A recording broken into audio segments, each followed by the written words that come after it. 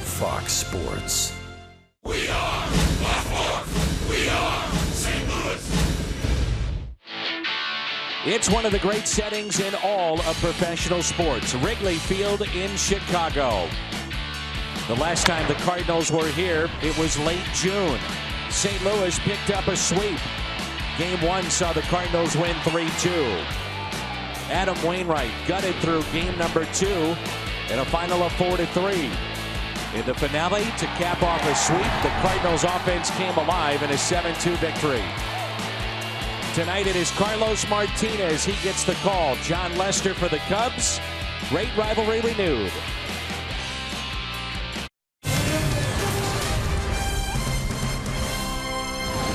This is St. Louis Cardinals baseball. And Cardinals baseball is presented by Academy Sports and Outdoors. It's a beautiful night in Chicago and Wrigley Field. Game number 1 of a 4-game series. It's the St. Louis Cardinals and the Chicago Cubs. Jim Hayes is here. That's the Cardinals Hall of Famer, Jim Edmonds. I'm Dan McLaughlin. Welcome to Cardinals baseball. And Jimmy, the Cardinals are now 12 games back of Chicago, but yet right in the thick of things in the wild card hunt. From the Cardinals' perspective, how do you approach this series? Well, I still think you have to go out there and play like you're chasing the Cubs. If not just to prove the fact that you can play with them if you make it into the wild card and into the playoffs. And so you really just got to go out there, treat it like another series, but yet it's definitely a tone setter for things to come. Should be a fun matchup here tonight in terms of the starters. Carlos Martinez for the Cardinals. John Lester, very good lefty, all-star this year for Chicago. Last time we were here, it was the long ball that defined that series. The wind right now blowing out. We'll see if it continues.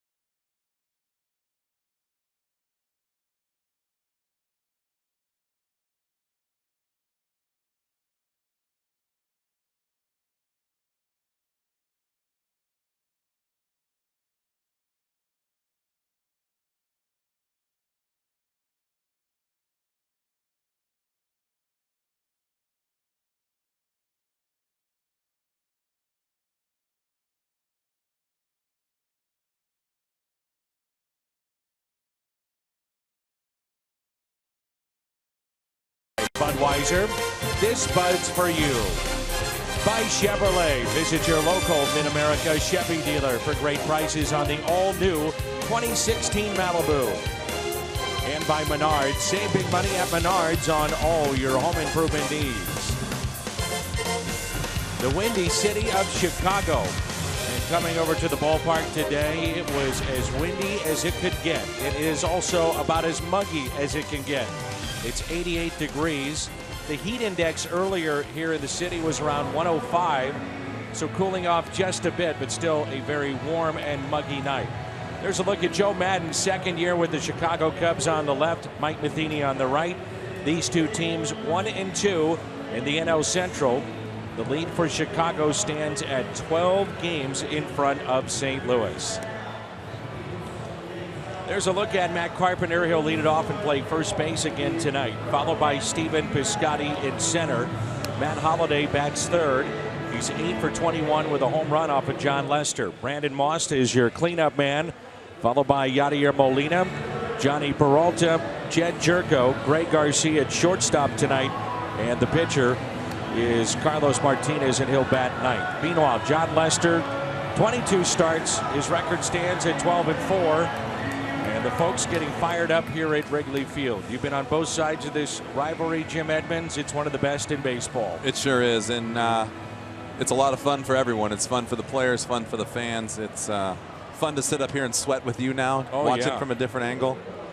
It is definitely hot, and the wind has definitely died down.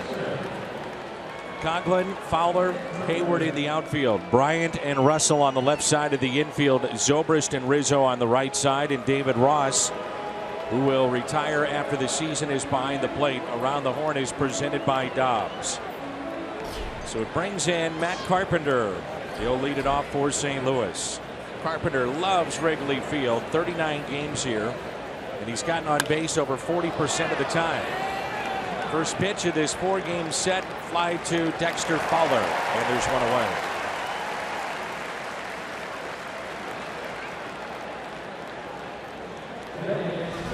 Last year it was Piscotty and then Tommy Pham, September 20th, and they both went deep off of John Lester in that start. And Lester has not faced the Cardinals this year.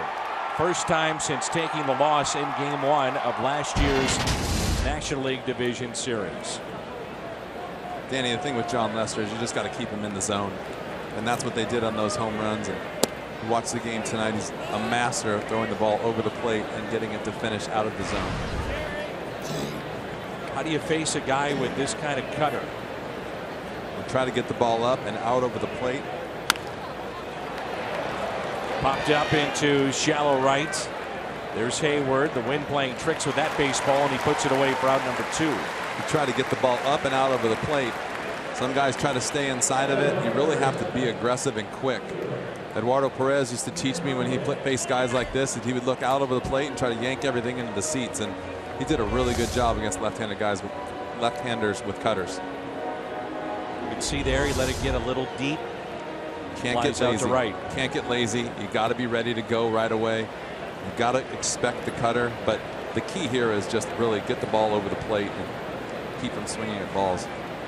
Be interesting to see the weather conditions all weekend long if the wind is blowing out and if we see a lot of home runs. Cardinals have out-homered the Cubs during their 9 games, 11-5. Cardinals have won 5 of the 9, and including tonight, there are 10 games left between the two teams. 1 ball, 1 strike.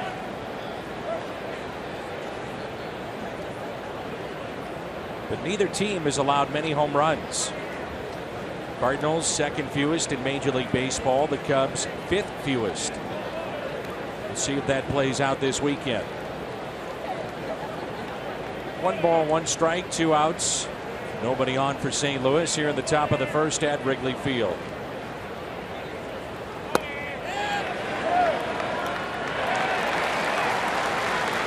The Cubs are trying for their 10th consecutive win. It would be the first time they've done that since a 12-game winning streak in 2001. Just how well they played since the break. They've won 19 of their last 25. So the pitch arsenal there for Lester. The cutter, big pitch for him.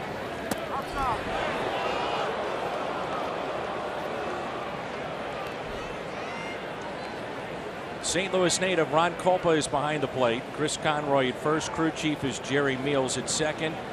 Dan Bellino is at third. And the 2-2 pitch to Holiday. Up the middle and a base hit. He is now 9 for 22. Some of the best numbers in this lineup against Lester. It's a good adjustment right there by Matt. You saw what we were talking about, swinging at strikes. Got a ball inside, couldn't hold up, and then fought off a pitch that actually got over the plate. But it's just one of those things. You really got to stay inside the ball. You got to make up your mind. If you're going to stay inside the ball and get the ball out over the plate and try to drive the ball to center, or like I said, you're going to dive out there and just try to yank everything that he throws.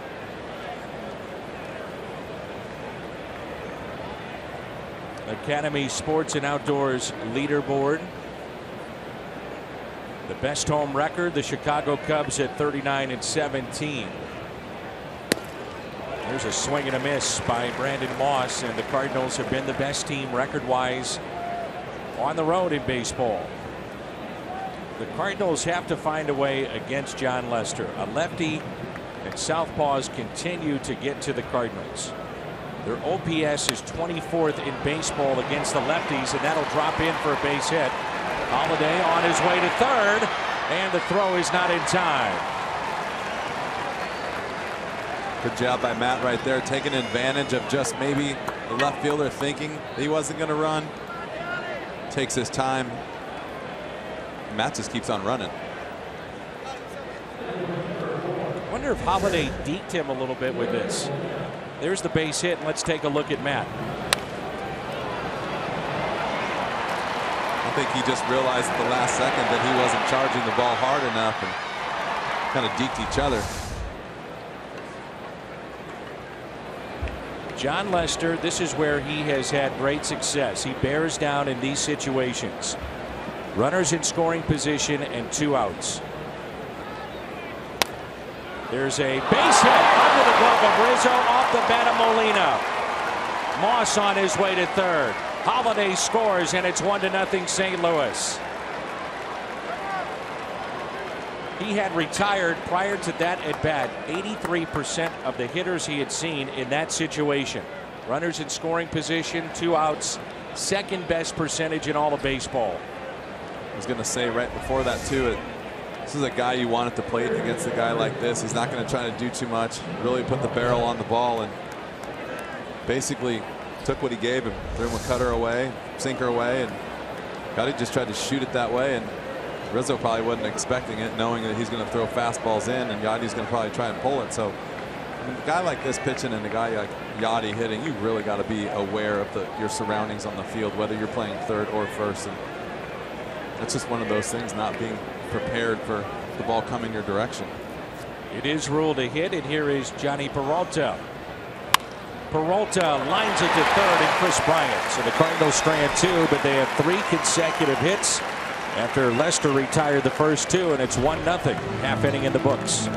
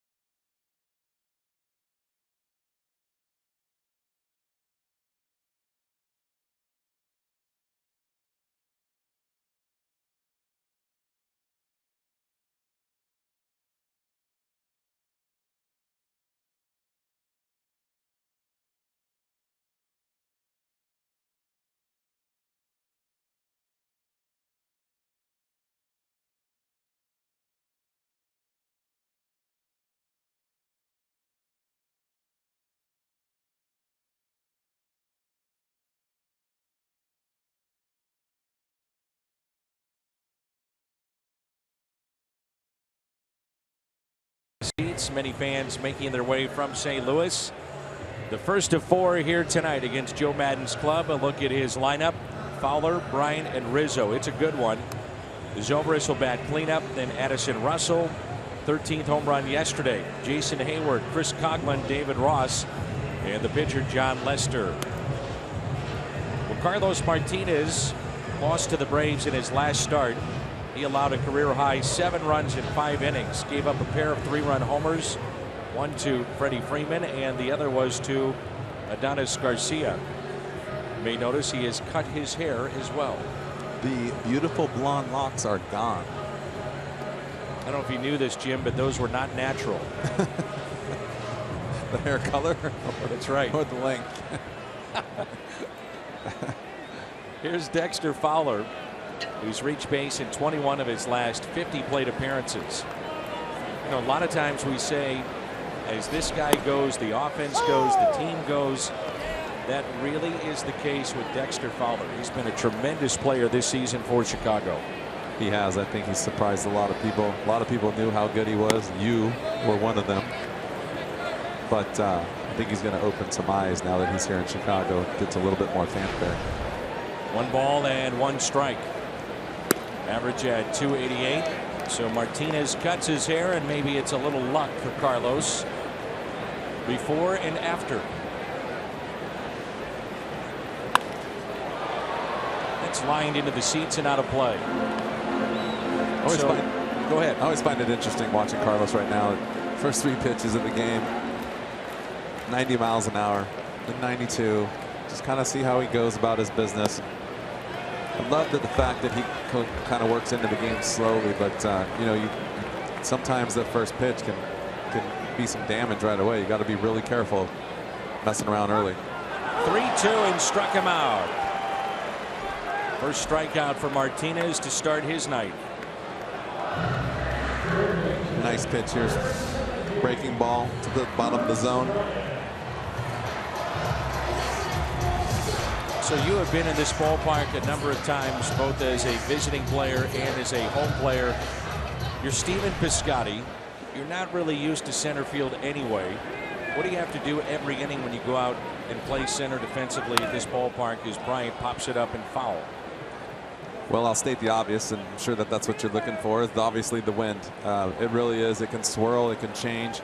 You also, for me, I always wanted to see where I was in relationship with the wall, because unlike most ballparks, I wanted to know where the wall is so I could get back to it. Here I wanted to know where the wall is so I could stay away from it. 1, it's rock hard. 2, the ball bounces wherever. And 3, they're throwing beer on you if you get too close. So you gotta, it's a little hit and miss here. Good sinking action with that pitch. Changeup by Martinez. You know, we talk so much about his sinker and the slider, but his changeup is a very good pitch. Well, especially when he's throwing the way he can throw. And that fastball, when you run that up there at 96 to 97, and then you have a decent changeup, I mean, it's really not fair. Especially, I love the days of the game now where right-handers are throwing right-handers changeups. Right. They never did that in the past, and you can see how successful you can be with that. Strikes out his second man.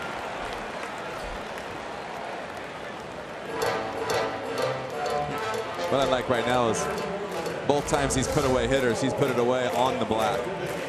You see right here again, on the edge of the plate, not trying to do too much yet. Breaking ball for the first strikeout, down on the corner, fastball away on the black. I mean, that's what you want to see out of Carlos Martinez. So the Cardinals are facing obviously a hot team, and this is a hot batter in their lineup. Anthony Rizzo, last 9 games hitting .324, 8 runs scored. Did you find defensively this is the toughest park to play in the big leagues? You know what? A lot of people complain about having to play day games here, and I would rather play a day game here than a night game, hands down, because there's, if you look, and if we could take a look, I didn't set this up enough time, but there's no lights behind you in the outfield. The lights are all in front of you, so when you're an outfielder, the ball comes to you, and it's like the dark side of the moon. All you see is a shadow in the dark. So if you can see, there's nothing out there, and so it gets really dark at times. It gets really scary when the wind's blowing. Here's a 2-1 pitch to Rizzo. In on his hands and fouled away. When you think about standing out there in the outfield in the dark, people yelling at you, throwing beer at you. You got a brick wall covered in ivy. The wind's blowing. Not a lot of fun. It's a tough combination. Especially when you're not here but a couple times a year. 2-2 hit out of play. Carlos Martinez remains one of the 5 best pitchers on the road this season in terms of ERA. He's at number 5 at 2.28 on the road. Steven Strasburg, number 1 on that list. Then Carlos Carrasco. Strasburg, by the way, 1.70. Cole Hamels, Stephen Wright of Boston, and the Cardinals, Carlos Martinez. Not just the ERA, but the wins. 6-1 away from Busch Stadium. Rizzo hits a little soft liner to short, and Peralta puts it away. Martinez sets down the Cubs 1-2-3. 1-0 after 1.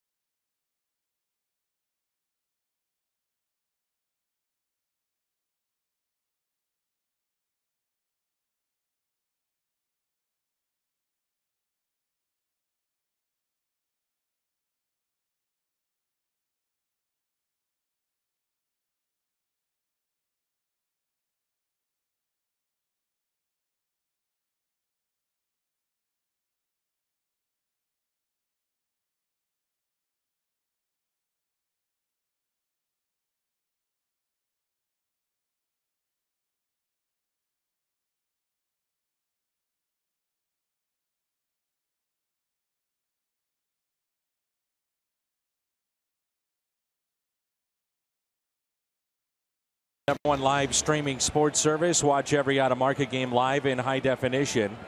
Visit MLB.tv for details. Jed Jerko leads it off, hitting .241.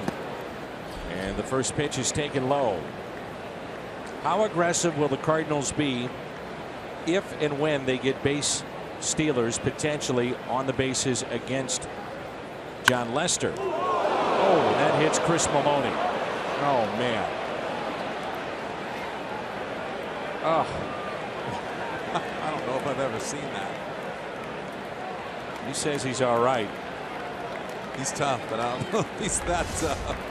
Wow. This is a missile. You know the toughest thing about that, right? Your first reaction is to get away from the field, and that ball is hooking away from the field, and you run right into it. That's lifted down the right field line and out of play. Oh yeah, they can all smile and laugh about it. They're not the ones that got hit. Let me tell you, there's somebody in the Cubs dugout that's also yelling out of there too. Like every one of them. He's still alive, so it's funny now. The 1-2. I brought that up about the base stealers because right now in a year plus against John Lester, there have been 44 steals against him in his tenure with the Cubs. We know about his issues of throwing over and take something off there to strike out Jerko, his first of the night. The problem is the Cardinals last in the National League in stolen bases with 26 and last in stolen base percentage at around 58%. So we'll see how it plays out. And he just does not like to throw to first base. No. So you have to take advantage of that situation, and you just have to go. There's no ifs, ands, or buts. Someone's got to take the reins and just go and see what he's got. But for the most part, interestingly enough, a lot of teams don't do it for whatever reason. Here is Greg Garcia. Greg is hitting .259 with 3 home runs. He is driven in 15 and looks at strike 1. Lester's had a very good year for the Chicago Cubs. Year 2 of his contract, and he is 12-4. Martinez trying to pick up win number 11 here tonight. No balls and 2 strikes on Garcia.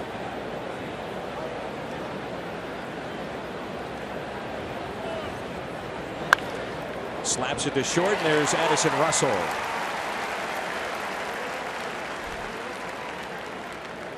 Let's turn to Jimmy's keys to the game. Brought to you by Toyota. Well, obviously, Carlos Martinez giving up those 2 3-run home runs last start. Just basically get back on track. You can see first inning throwing strikes, cut his hair, little change in his everyday routine. So today, just get back on track, throw strikes, and get after it. Offensively, swing at strikes, keep the ball in the zone, get the ball up, and then get after John Lester. Swing and a miss by Carlos Martinez, hitting .244, no home runs, and he is driven in 4. Wind was really blowing out about a half hour ago. It's died down just a bit.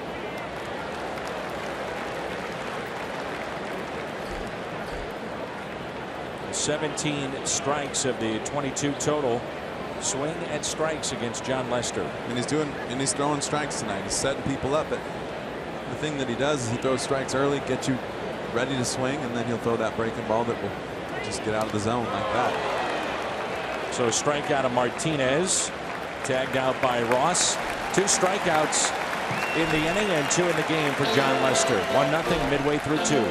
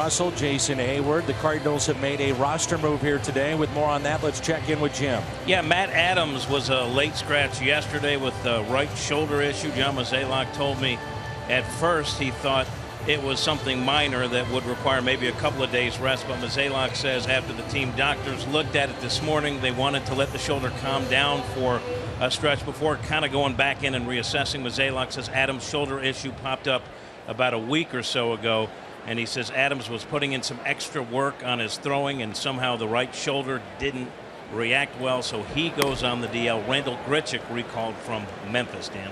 And Randall Grichuk, there you see there, has been trying to improve on some various things in the minor leagues. Most notable would be cutting down on the strikeouts. And Jim, while we have you here for this hit, as you get a look at the move, what did Grichuk tell you about what he was working on down at AAA? Well, he felt like his swing was in a good place, Dan. He was 7 for his last 28 at Memphis. That included a 1 for 17 at the tail end, but in those 28 at-bats, just the 1 strikeout. So he said the numbers were a little misleading, but he feels like he's taking much better at-bats, and he's hoping that translates now that he's back with the big club, Danny. All right, Jim, thanks. Leadoff walk to Ben Zobrist, who is an on-base machine. 66th walk this year. That leads a team in 5th in the National League. Well, what you think about with Carlos Martinez is ground balls and the potential of double plays. Ground ball percentage on the road, 3rd best in Major League Baseball at right around 58%. Yeah, I mean, it's a ground ball machine, like you said. It just got to be on your toes on defense. And the good news about that is you throw out a walk and you're 1 pitch away from getting 2 outs. So just stay with the program and work on the next hitter, try to get a ground ball double play. Series has the potential to see a ton of ground balls. You've got Garcia, Martinez, Tyler Chatwood of the Rockies, Leake and Arrieta, 5 best ground ball pitchers in Major League Baseball. Double playing groundouts behind Martinez, 24 so far this season. The other thing that stands out too is if you're the opposition, you want to load up with left-handed batters against Carlos. Now, he's gotten beat up a little bit last 2 times out by the righties, but very good against right-handed batters. One of the best in baseball. Well, that sinker is nasty. When you're in the right-hander's batter's box, you really got to be careful of that sinker, and it's one of those pitches you're just not happy to see when you're a hitter. I mean, it is tough to hit on either side of the plate. You got a lefty throwing a sinker, which doesn't happen that often. It is not a fun day for left-handed hitting, so right-handers have their hands full today. Here's a 1-2 pitch to Addison Russell, picked up from the Oakland A's. Here's what you're talking about, that run and sink in on a righty. Hands down, the toughest pitch to hit righty is the sinker. I mean, it is. It's like the cutter coming at you, the sinker's running in on your hands, and you have to make that decision. We talk about it a lot, the ball in the inner half of the plate. You have to make the decision early. Sometimes you don't have enough time to wait to see where it's going to end up. 2-2.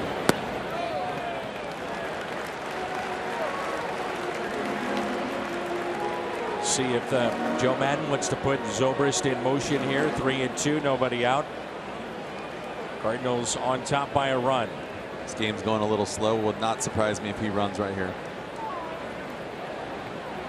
Not running and tapped foul. Joe's the kind of guy that the game's just a little slow. Carlos is working a little slow. Not a lot of balls put in play yet.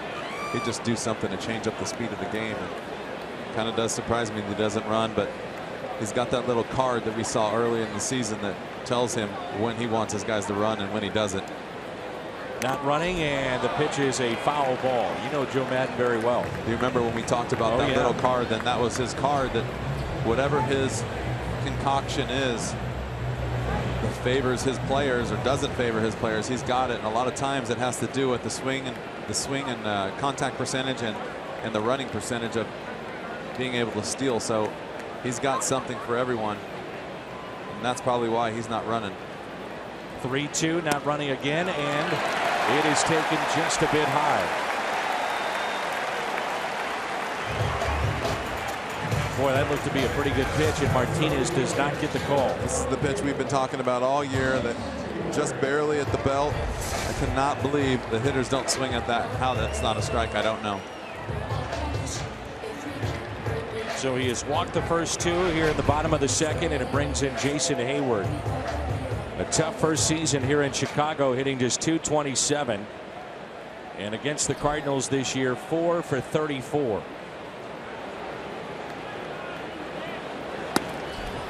There's strike one.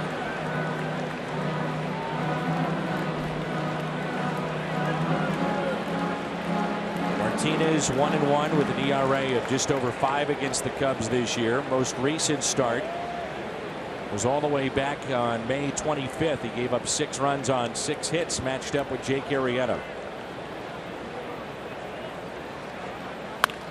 Double play ball. Out at second, out at first. You know, we've talked about Holiday and how hard he has hit the ball at home and hasn't had a lot to show for it. The same could be said for Jason Hayward. He has had a tough year here at Wrigley Field. A lot of hard hit balls, and that one finds the glove of Garcia. They always used to try and tell you that all those balls will even out at some point in the year. Look at that right there, the 227. I don't care who you are. They're not evening out for him right now. You want to get some hits. You don't care how hard you hit the ball every now and then. It's just, it's one of those things that ball seems to always find a glove when you're having a tough year. Here is Coughlin, and he hits it out of play. Yeah, the Cubs have had a lot of things go right this year. Not many injuries.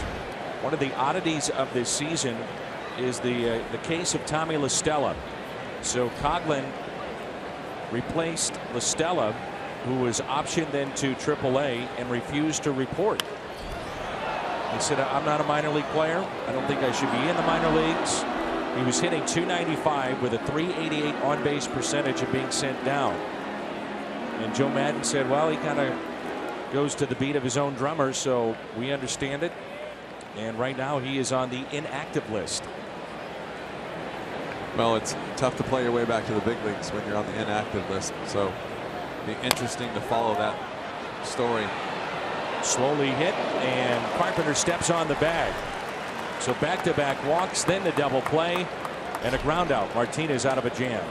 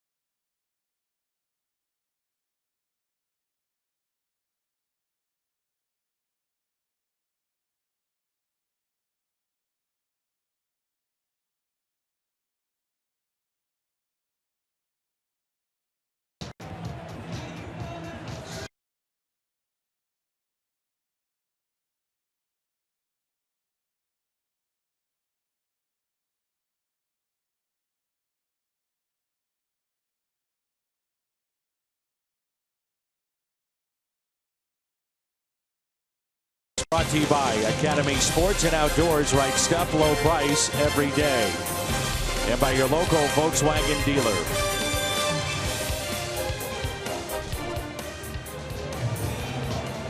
The top of the lineup, and it's Matt Carpenter. Mention how so many things have gone the right way for the Cubs this year. Many players having a breakout season offensively, and their starting pitching has been terrific. 2.91 ERA, which is first in all of Major League Baseball. We say the magic number for a starter, if you can get around 200 innings in a season, even if the record isn't great, you're valuable to a team because you take so much pressure off a bullpen. They've got a lot of starters going in that direction, including John Lester. Well, there's so many other stats and categories for a starting pitcher, and that's one of them. I mean, getting deep into the game and just keeping your team in the game. I mean, you don't have you could be 500 and you could be the best pitcher on the team because you go out there and you give your team 7 innings a lot of times and keep your ERA down. I mean, you're as valuable as anyone. Carpenter with a fly ball into right center. There is Hayward. Jake Arrieta checks in at 142 in the third innings. Lester started tonight right around 135. There's the lowest home ERA. Hendricks, then Kershaw, Bumgarner, Jake Arrieta, Jacob deGrom, and John Lester. So not only pitching well in total, but also here at home. There's a look at Hendricks. Lester said he prides himself in getting to 200 innings. That's something he's done 7 of the last 8 years. And kind of defining the player that you were just talking about, I think of Jeff Suppan. Yep. Took the ball every 5th day, gave you innings.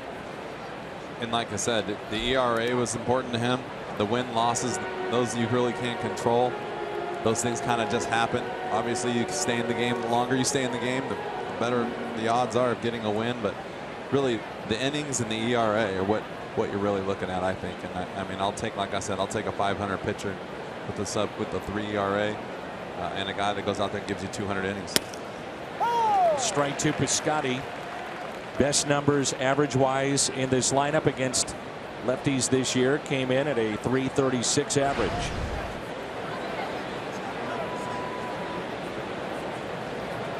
2-1 pitch. This time of season, from a player's perspective, how do you get it going? I mean, these two teams have something to play for, but still, these are truly the dog days of summer. Yeah, they really are. I mean, the fans help. Sometimes you go to a nice ballpark or a good city and kind of get re-energized. It was always fun for me to go to the West Coast in the middle of the summer. But you're playing for pride no matter when and where you're playing and where you're at in the standings. So, I mean, I think that even like if you're in the minor leagues at this point, you're playing for all the other teams, and you might not be happy getting the playing time that you want. You might not be happy with your manager, your general manager, or where you're at in the lineup, but there's a bunch of other teams paying attention to what you're doing, and if you're not doing it the right way, nobody's going to want you there. So you got to go out there and play the game hard, play it the right way, and maybe you have to be selfish a little bit, but you got to figure it out. Here's Holiday. John Lester got the first 2 back in the first inning. That was Carpenter and Piscotty, like he's done here in the third, and then it was 3 consecutive singles to give the Cardinals a 1-0 lead. Same pitch, that time called a strike, 1-1.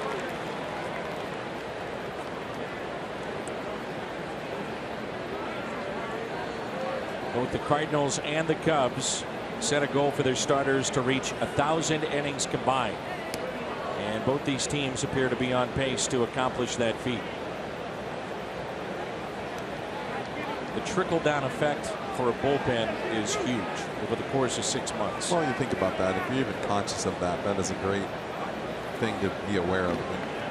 It's just like when the guys that I played with, pitchers, they were conscious of trying to get out there and take it, even a simple thing as an at-bat, trying to get the pitcher to throw 5 pitches. That's something that they pride themselves on. They always pride themselves on going out there and having a quality start, but those other little things help a team out too. So, you know, any way you can help, especially if you're aware of the situation, you're going to make a team better. 2 balls, 2 strikes on Holiday. Hits it sharply to third, backhanded by Bryant. Strong throw and a 1-2-3 inning for Lester. He is set down 7 in a row. Cardinals on top by a run.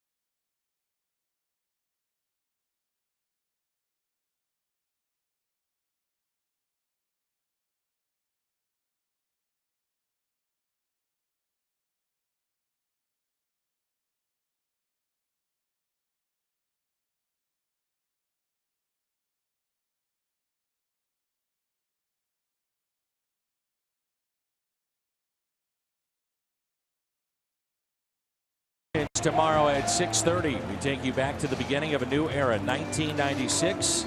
Brought to you by your Mid-America Chevy dealers. That's tomorrow at 6:30 on Fox Sports Midwest.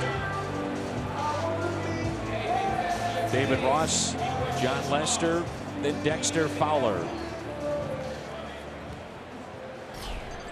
Ross has been basically the personal catcher for John Lester. Those two hooked up in Boston. Lester came here. Cubs signed David Ross, and he has said this is his final season in Major League Baseball. Been around a long time. Really has. Done a really good job over the years.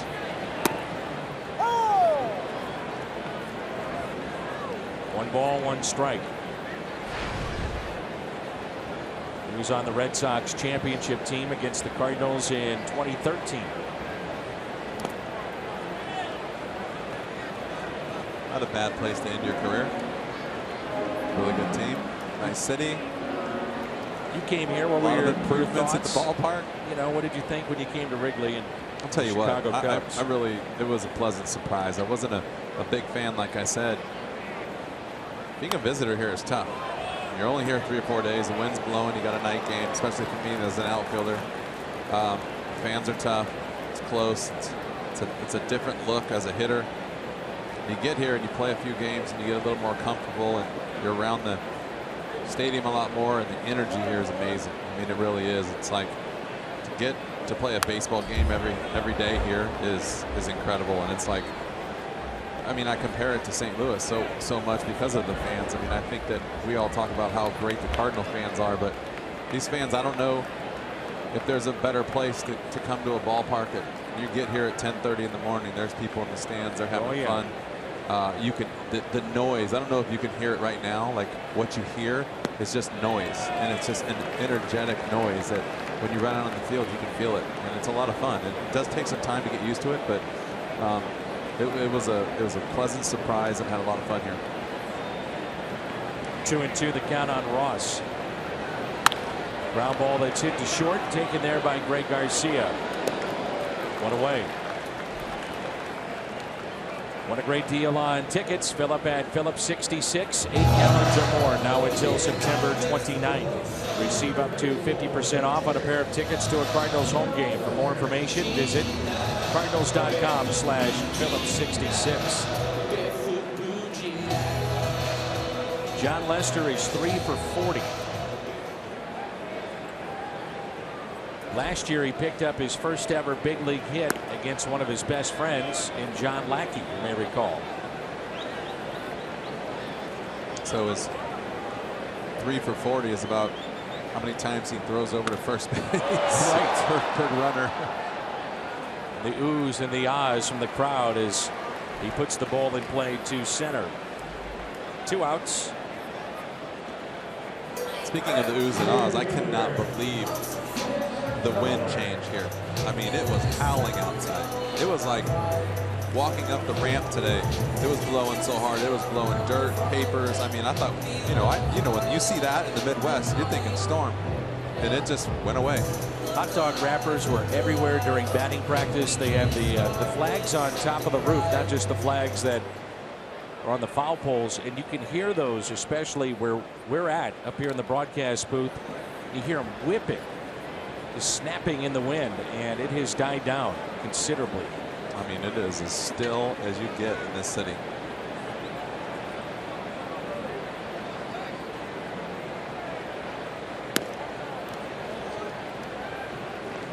One ball, one strike. Dexter Fowler. This has been his best side in terms of power. 7 of his 9 home runs hit from this side of the plate. Average, though, better on the right side at .315.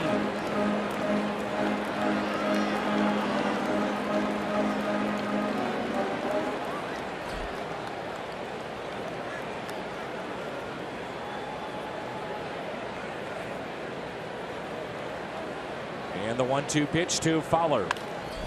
Hit the other way and a long way to go for Holiday, and he's there.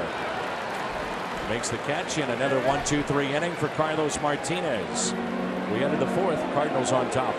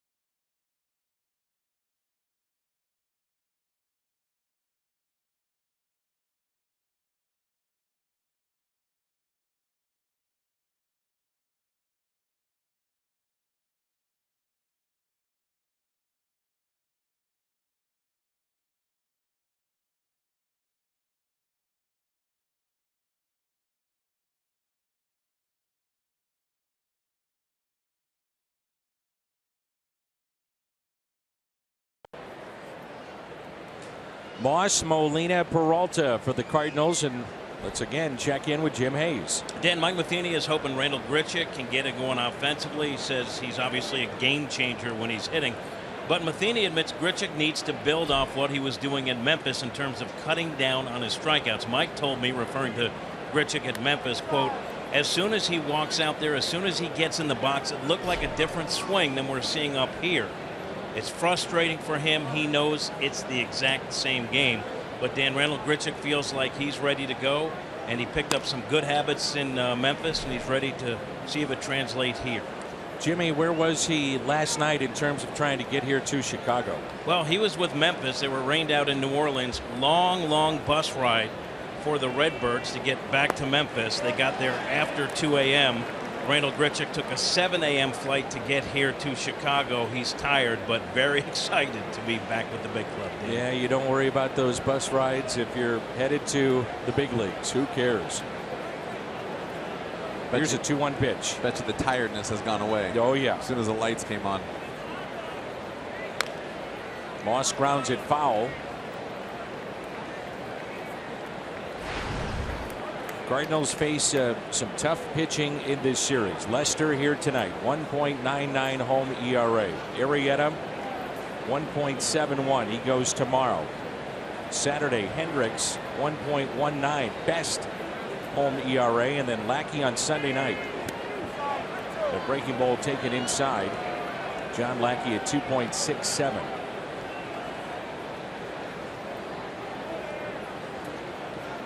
Last start for Lester, he defeated the Oakland A's, his former team. 2 runs in 7 innings. That's hit out of play.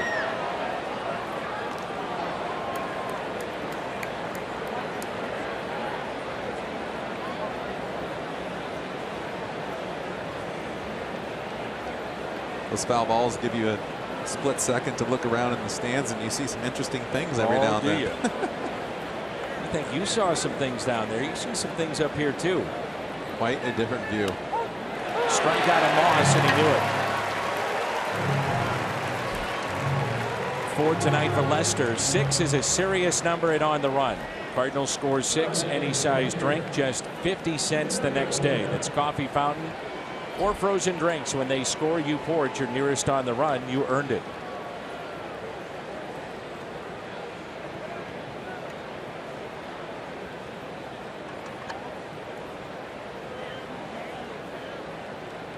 Here's Yadier Molina.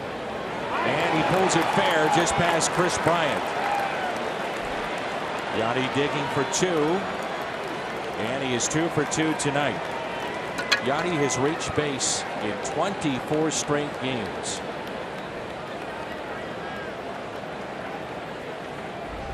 Yadi's key tonight is literally ready for the first pitch. You can see in the first at bat, kind of just got a fastball away, a little weak ground ball down the right field line, and this time he's on top of a fastball and yanks it down the third base line. I think that, like I said earlier in the game, I think the key to hitting against John Lester is swing at strikes, but apparently swing early in the count at the strikes and be super aggressive. 1 out runner at second base. Here's Johnny Peralta. Peralta with home run number 200 in last night's game, the 16th player in Cardinals history wearing a St. Louis uniform to hit number 200. The last to do it, Matt Holliday, back in 2011. Modest 6-game hitting streak on the line here tonight.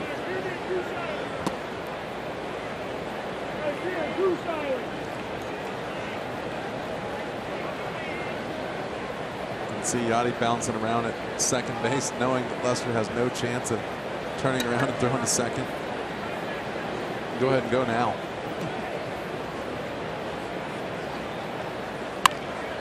You know, that has to be a distraction. I mean, John Lester can say all he wants, but when you've got a guy a third of the way to the next base jumping around, and you know you struggle throwing to any of the bases, it has to be a distraction of some sort. Either that or he just flat out doesn't care. Yeah. And he's just going to go, like he's probably looking at him with a blank stare, just going after the guy at the plate. But that, like you said, for the majority of the people out there on the mound, I think that's definitely would be a distraction.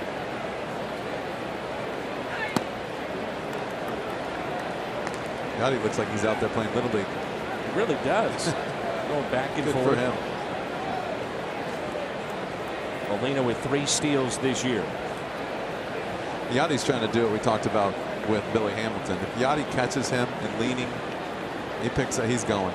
If he gets flat-footed and he's going to stop him, he'll go back to second. It's the biggest lead I think I've ever seen Molina take. And then the secondary lead, he's halfway to third. And the middle infielders don't even try to come back and They're forth. not even moving. It's a good shot of it right there, how much room Yachty has.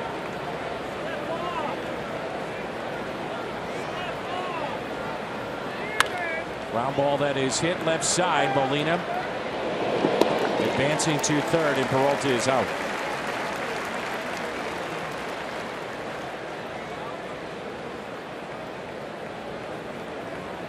Brings in Jerko, who struck out his first time up. 2 outs, runner at third. 50 pitches on the night for John Lester.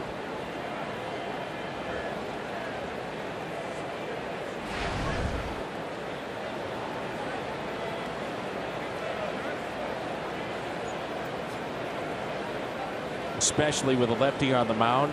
Back to third base. Molina can get well down the line.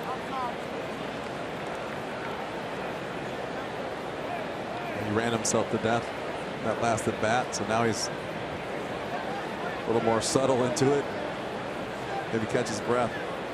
Here you just want to get a good secondary, make sure he doesn't bounce something and get an easy run scored by just being aggressive with the secondary lead, not have to worry about getting a huge lead right off the bat.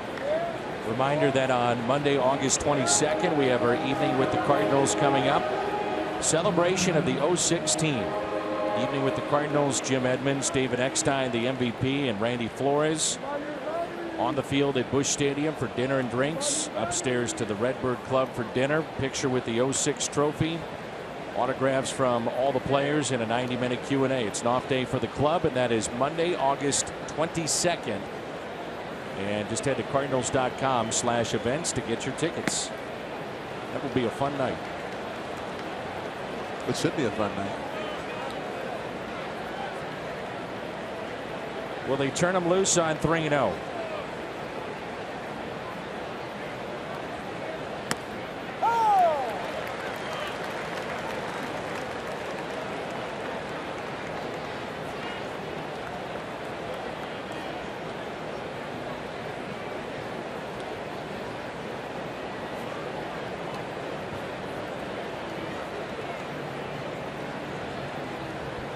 Three-1 pitch. And he walked him. First walk issued by Lester.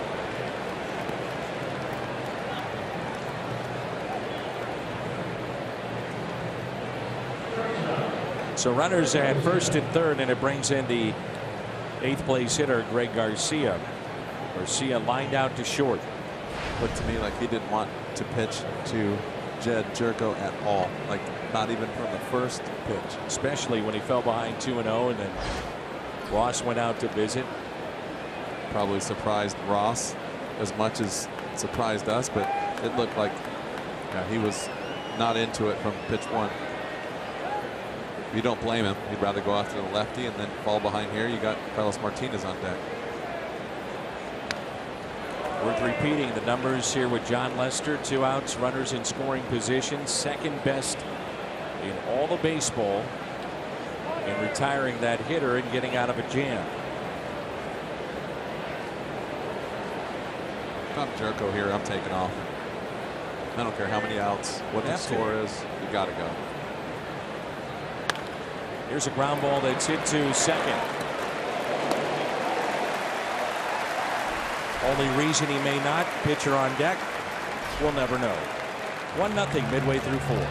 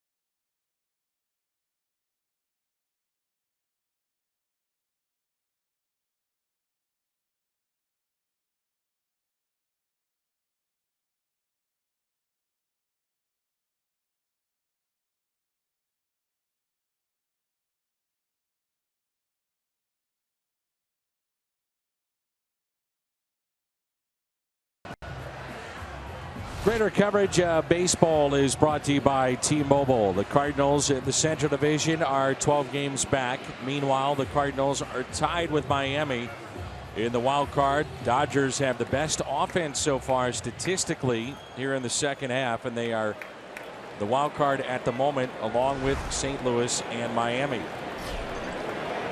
Here is Chris Bryant.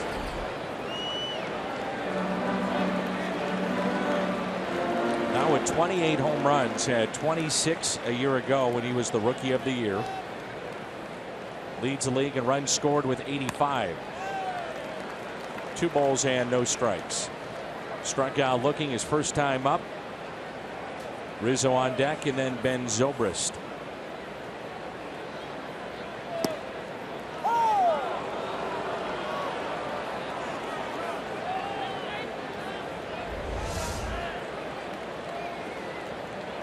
I don't know if that's the 2-0 fastball that he was looking for, but strike nonetheless. And that we said all year long. Makes you start thinking about expanding your zone, because he's going to go right back there, and he does. And swinging a bad fastball. It's amazing how mental hitting is, and just trying to stay within yourself. And he comes back to strike him out. Third strikeout for Carlos Martinez.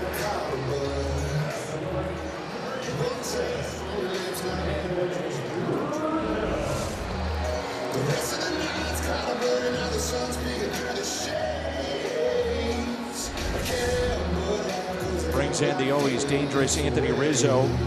81 he has driven in this season, 4th most in the National League. Nolan Arenado, third baseman of the Rockies, with 91. And that is a fair ball down into the corner. It stays in the ivy. Rizzo thinking 3. They could get him. Throw to third is not in time. A triple for Anthony Rizzo.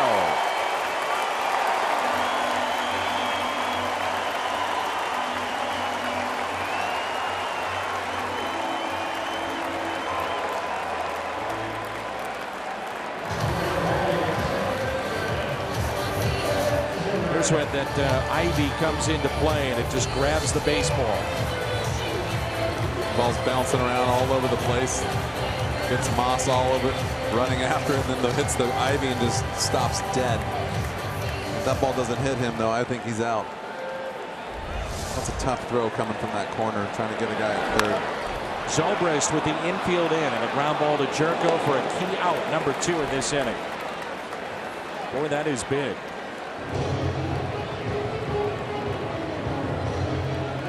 For Rizzo, this is his 4th triple, and this play is out number 2. It's a big out, like you said. I mean, that's a big quick out too. It's been Zobrist, the cleanup hitter in this lineup tonight, and now it's Addison Russell who is walked.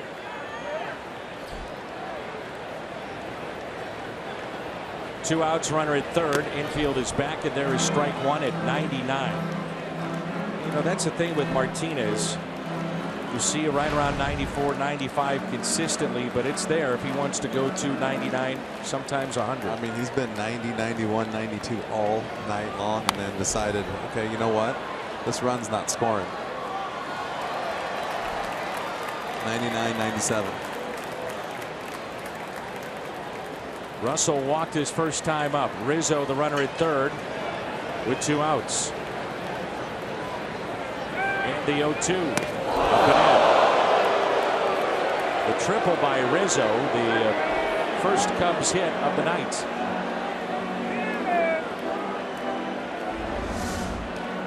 You see Yachty trying to get the ball outside, but it's a thing when you play with your wind up a little bit and then you try to step on it a little bit, pump up, you lose control really quickly.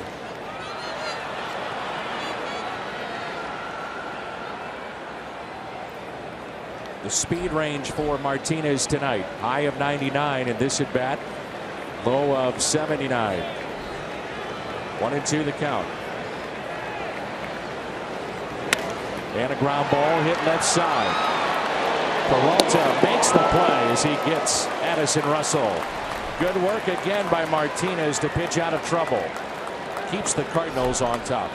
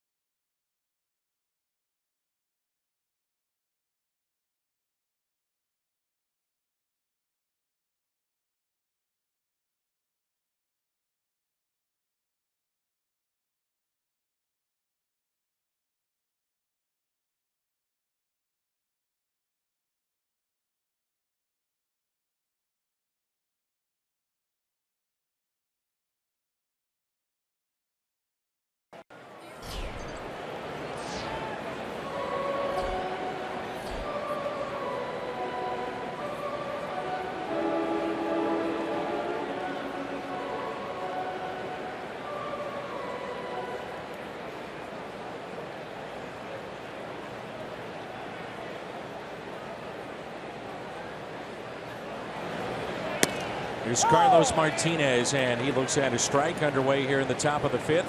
Thank you, Scott Mormon. Carlos struck out back in the 2nd inning. In the 0-1. As Jimmy said, when looking at whether or not Jerko should run, then you could walk Greg Garcia, load up the bases, and I said, well, maybe that's why they didn't do that. Pitch around Greg Garcia. He said, I'd like to find out what Carlos could do with the bases loaded. Yep. Swing the bat a little bit. Just like to see what happens when you load up the bases. Load up the bases, something good's going to happen. You're probably right. Running in that situation wasn't the best, but you never know. What if he does try to pick over? Does they throw the ball into center field? Or, I mean, you're trying to score a run any way you can. Probably not the best baseball move, but some days you got to try whatever you can try. And in this particular case, you could see Carlos trying to bunt his way on. Let Lester field his position. Make that throw.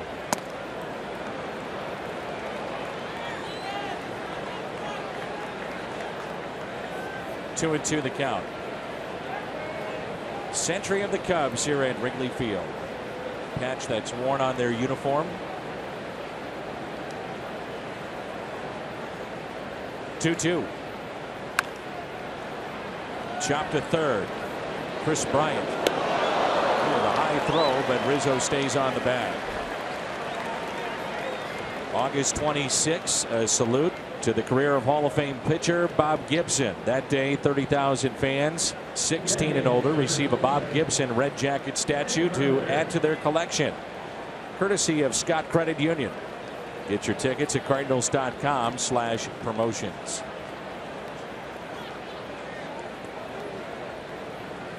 Brings in Matt Carpenter.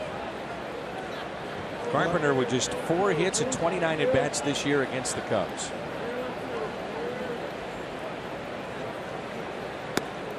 I like that Bob Gibson deal right there, don't you think? What a class act. What a great man. What'd you think when you got to St. Louis? You saw Stan in the clubhouse. There's Bob Gibson. Red Schoendienst, Lou Brock, the great history of this franchise. It's amazing just to be around the ballpark every day and see those guys. Spring training's so much fun. They're all in the locker room together. And just, it's amazing because it's something that we take for granted, I think, and it doesn't happen like that anywhere else. Told you my story about Gibby when I asked him if he would sign something for me, and I told him I'd appreciate it, and he said, well, I'd appreciate it if you start getting a few hits. I was struggling at the time. Sounds like Bob. Bob watches this every single night. He's home in Omaha. He has a motorhome and he travels around the country. He does a lot of speaking engagements and signings and whatnot. Here's a 1-2 pitch. And Carpenter lifts a fly ball down the right field line, foul. I'm assuming that Bob will be back along with the other Cardinal Hall of Famers and Baseball Hall of Famers later this month for the induction of Chris Carpenter and Joe Torre and Sam Braden and Terry Moore. Looking forward to that. 1 ball and 2 strikes.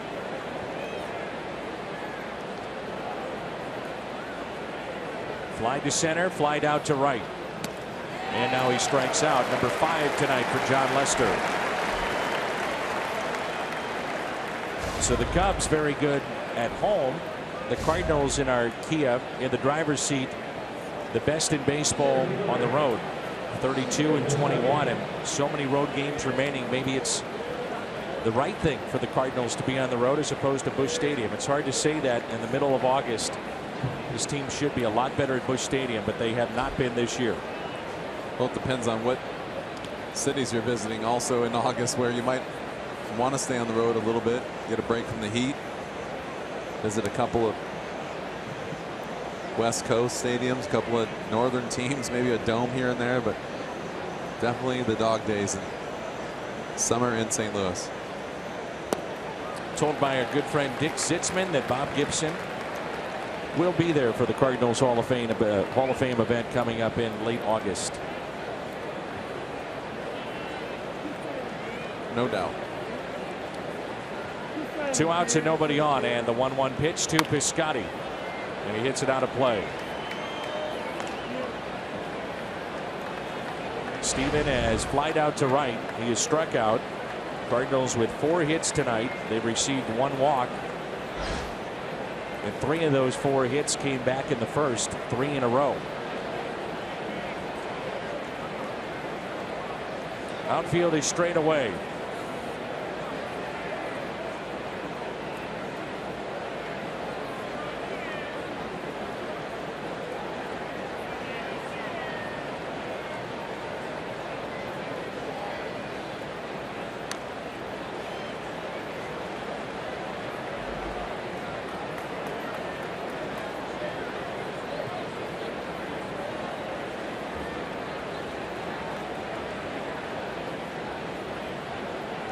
Scotty is tailed off here in August. There's no doubt.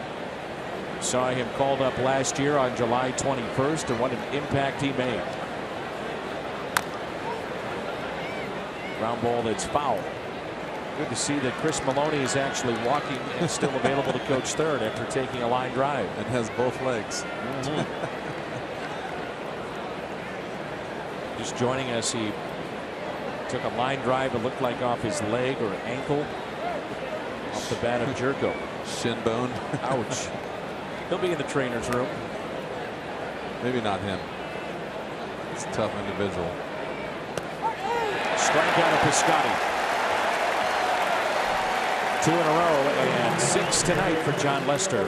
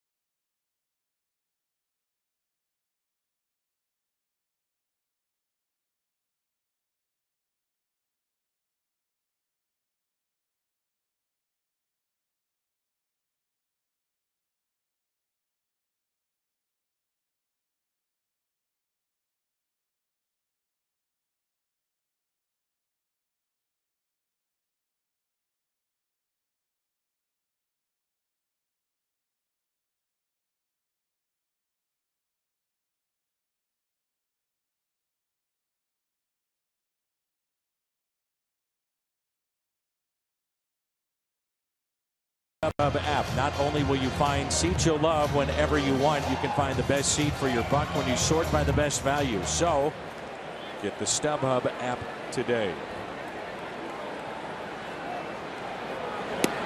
Here's Jason Hayward. And he has been hearing it from the crowd here in Chicago. Last time up, runners at first and second, nobody out, grounded into a 4-6-3 double play. After the first two had been walked, then Coughlin grounded out. That ended the threat. Cubs also had a runner at third, only one out, could not bring him in. And the 0-2 pitch.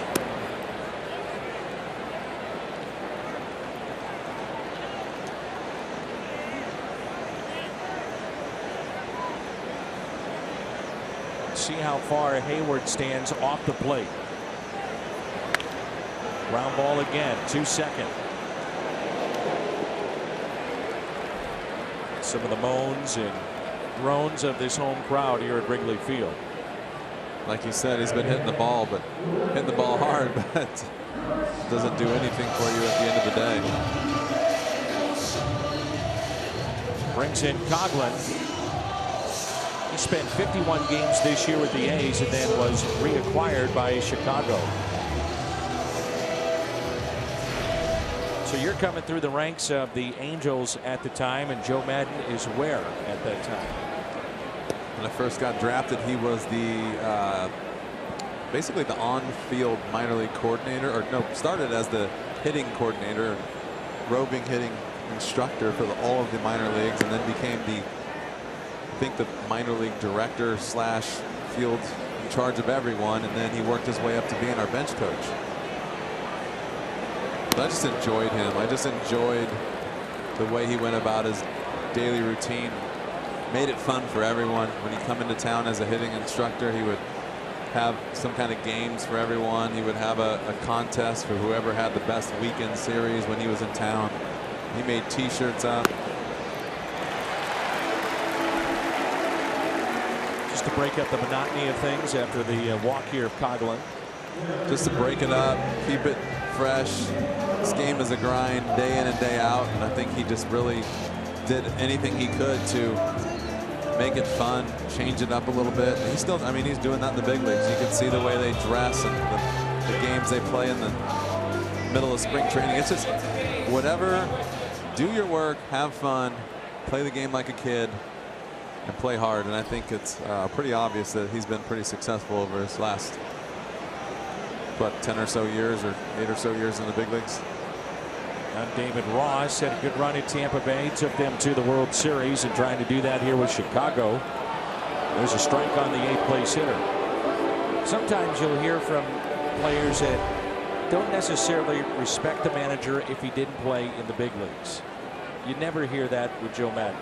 Great Never. respect for him. Never. Everyone, I mean, I think that the greatest thing that you can do as a leader is just be true to yourself and be respectful of your players. And even though you have to be the father figure and the boss, you can still do it with respect and dignity. And I think that's one of the things that he's the best at. I think that's why he gets so much out of his players.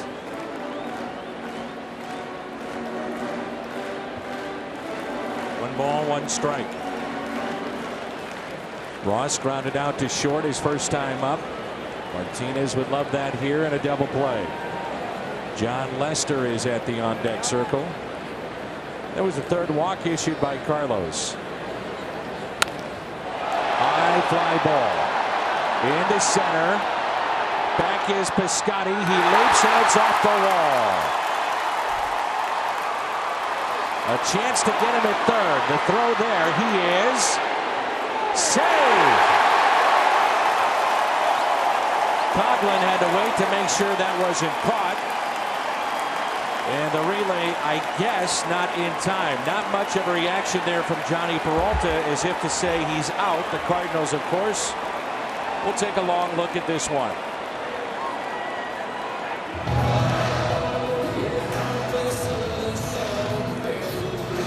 It's an interesting play right here. I don't know where that hit the edge of the fence, and Johnny Peralta didn't even look like he was in a hurry to tag it. see, that must have hit the line right there perfectly. He catches this ball and doesn't, he can't get it. He didn't have it in his glove. Yeah, it's not in the glove.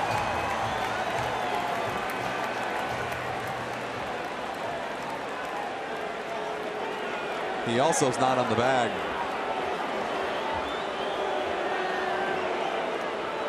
Oh, he's safe. Safe. And Ron Kolpa is telling the Cardinals, let's go, make a decision.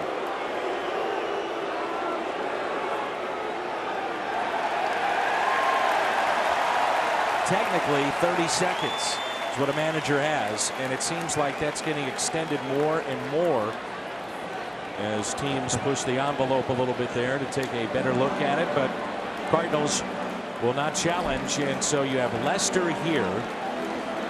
He is a pretty good bunter. 7 sacrifices this season. The infield is in, and it's a double for Ross. Coughlin, your runner at third base.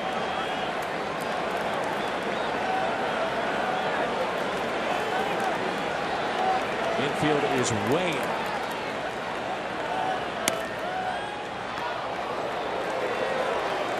You can see why I said about playing here. It takes one double to get this crowd riled up. Oh yeah. One double. Get a guy in scoring position and the place is going nuts. They're just waiting to erupt.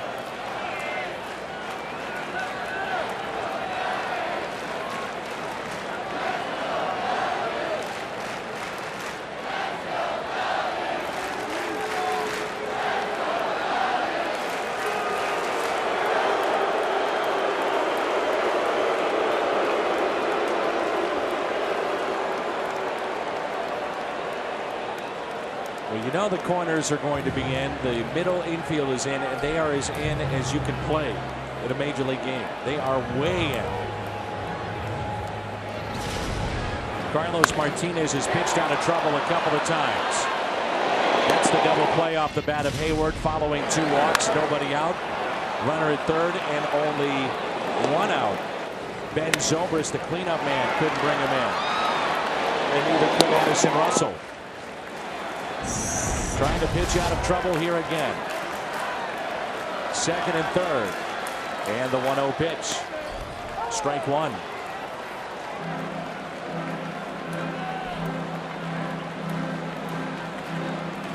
Be interested to see or hear what that conversation was like, because with the infield being so close that he's going to bunt.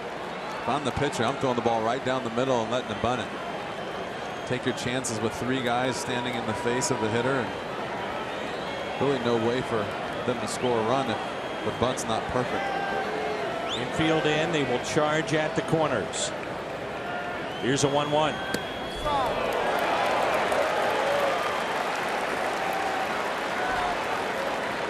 Earlier this year, matter of fact, a couple of weeks ago on Sunday Night Baseball, it was John Lester with the game-winning RBI.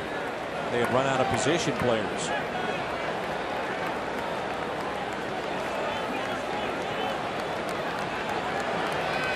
The 2-1 pitch. 2-2. That changes now the complexion potentially of this at bat. And if he keeps the velocity up on this fastball, I have to believe there's no chance John Lester can catch up with it.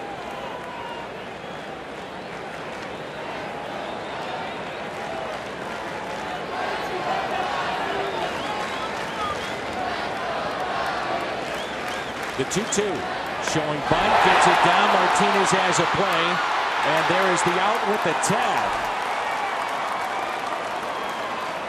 Martinez showing off the athleticism. Ridiculous athleticism right there. I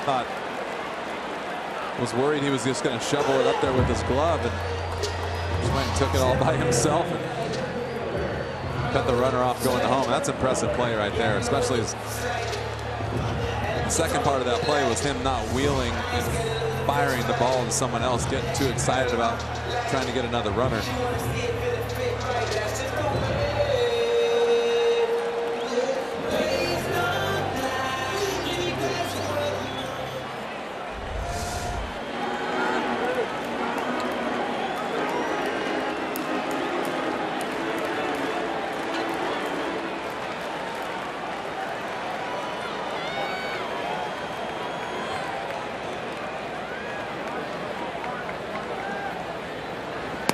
First pitch to Fowler is taken for a ball.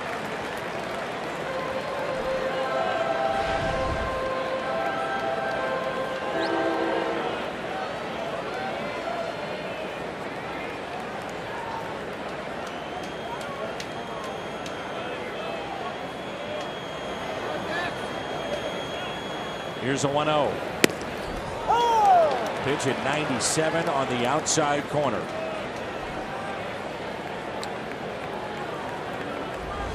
And then some a little bit.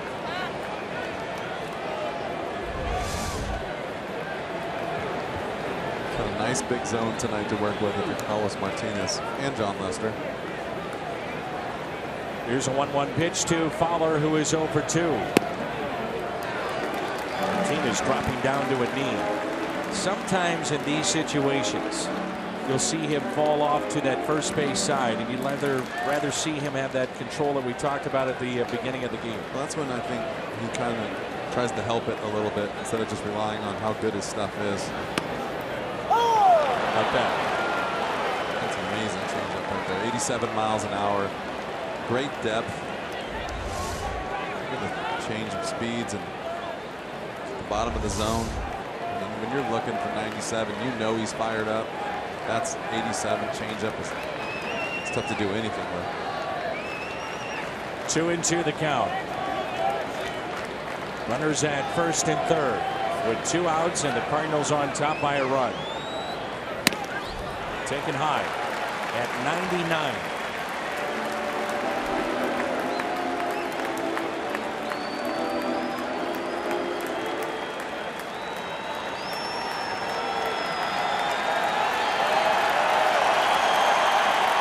Come back with that changeup again.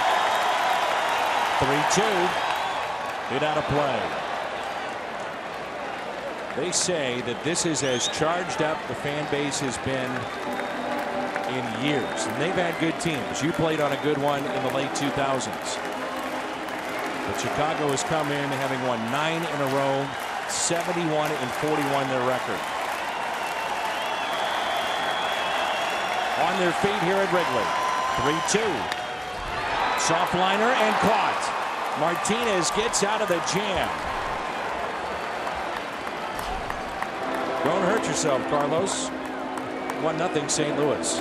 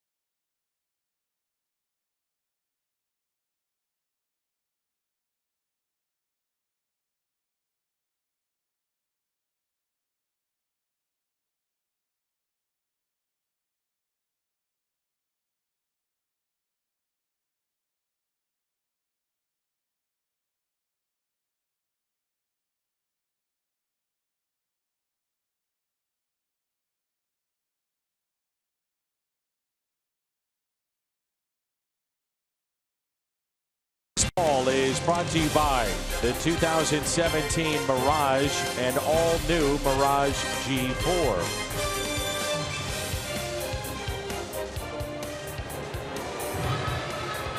Holiday, Moss, and Molina coming up. It's 1-0 St. Louis here in the top of the 6th. Matt is 1 for 2, and how about the job tonight of Carlos Martinez? I'm telling you, that is, to me, as an impressive inning as I've seen all year out of Carlos Martinez and pretty much any starter, because he was up against the wall right there. Guys on second and third. Couple of hops hit to third. There's Chris Bryant, and he makes the play. That's the thing about having a good crowd too, is when you see that double, crowd erupts, you get excited as a hitter. You're trying to do the job. You know you got a guy on the mound that can pitch, but just can bear down for one hitter and just really just flip something into the outfield and get a sac fly. It's a whole new ball game, and Carlos did a great job right there. I mean, he really bared down, made some really good pitches. You talked about, I thought, what was a key pitch, the changeup there in that sequence to Fowler. Nasty stuff. There's Brandon Moss, who is 1 for 2 and looks at a strike. Crazy thing about just that changeup is, even though he didn't put it in play, it wasn't strike 3. It's just another pitch that puts doubt in your head as a hitter. And you got to be ready. 3-2. Guys will throw anything, especially with there's still a base open.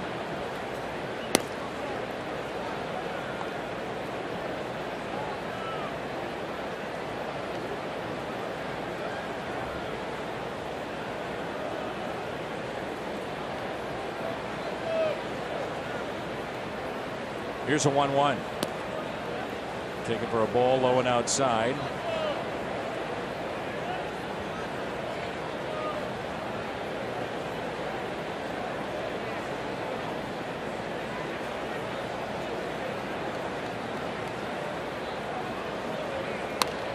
That is driven out to right center.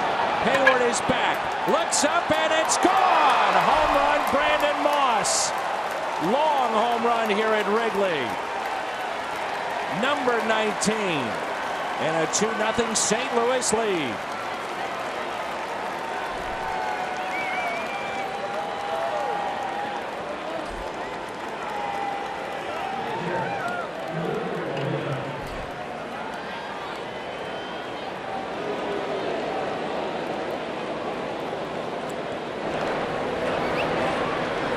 That is a bomb. That's what he likes to do. What he gets paid to do. 2-hit night, and now a pitch inside for a ball to Yadier Molina. Hmm.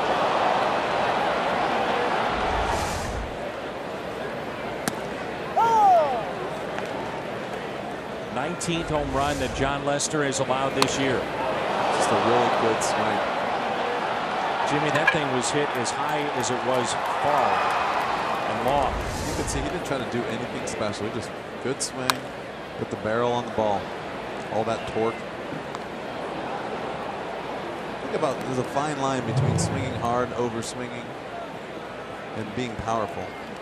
Just a couple times the last couple nights, guys are really over swinging, kind of lose your vision. Swing into the seats. Swing that hard, you don't really get a good chance and see the pitch and kind of predetermine what you want to do and swing at pitches that are in the dirt or chase fastballs like I used to. But you see Brandon Moss's swing is under control, very confident hitter, and it's fun to watch when he puts it all together. That's fouled back just below the press box here at Wrigley Field.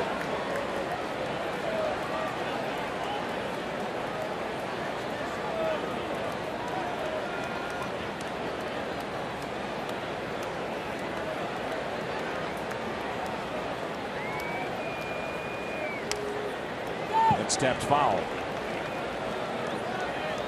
Lester's done a few times tonight, throwing cutters and fastballs early in the count, getting the velocity up, and then with 2 strikes he throws that curveball, but he drops the velocity way down from his normal curveball. You saw that one was at 73.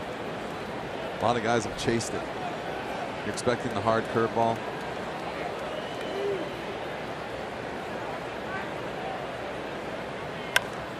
Goes down to get it, and a fly ball into shallow center. That's Fowler, and he makes the catch. Power Stats brought to you by Kubota. Extra base hits, a couple of more here tonight. Cardinals up to 401, just behind Boston, and the Cardinals lead the National League in home runs at 154.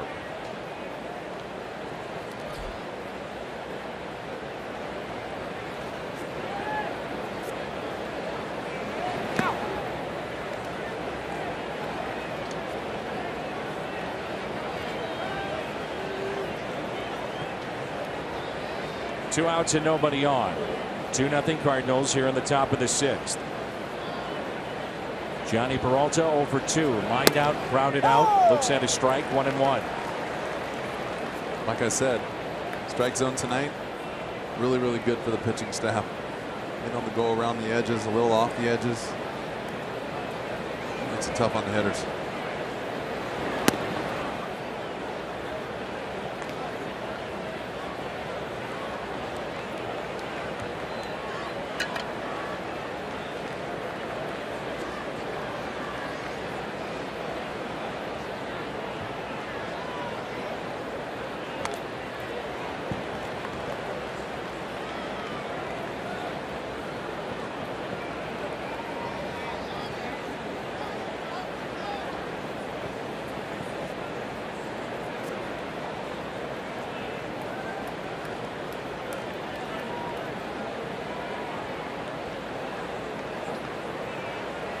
Two and two the count on Peralta.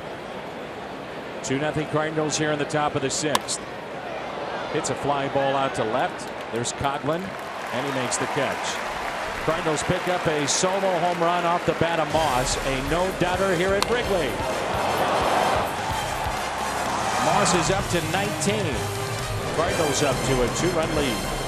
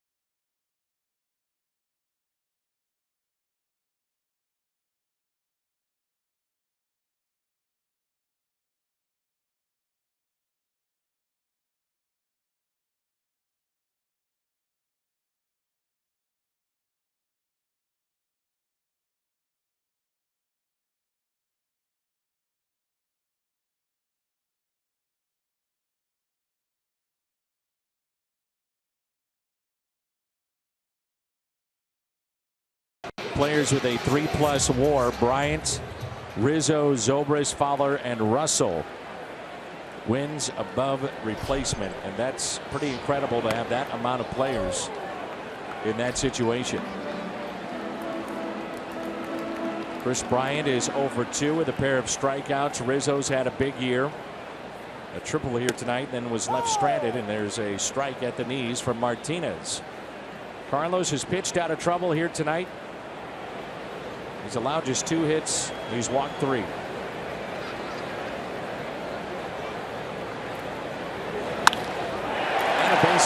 left center. Hustling out of the batter's box. No stop there, and a strong throw back in by Piscotty.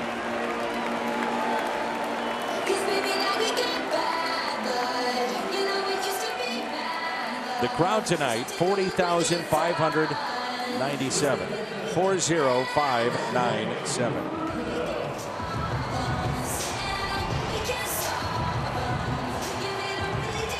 We've watched a lot of games. You ever seen a guy with a simpler swing like Chris Bryant with that much power? I mean, it is very easy, very upward, but just ridiculous power. That's what stands out to me, a right-handed hitter with an uppercut. Yeah. You know, lefty is one thing, but with no effort, no movement, no wasted movement. No, it's like he's not trying to do anything special, and the ball just jumps off his bat.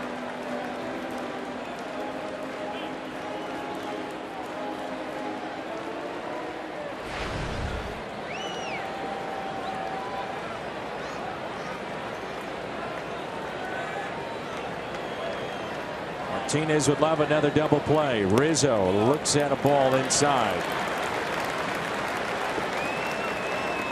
2-0.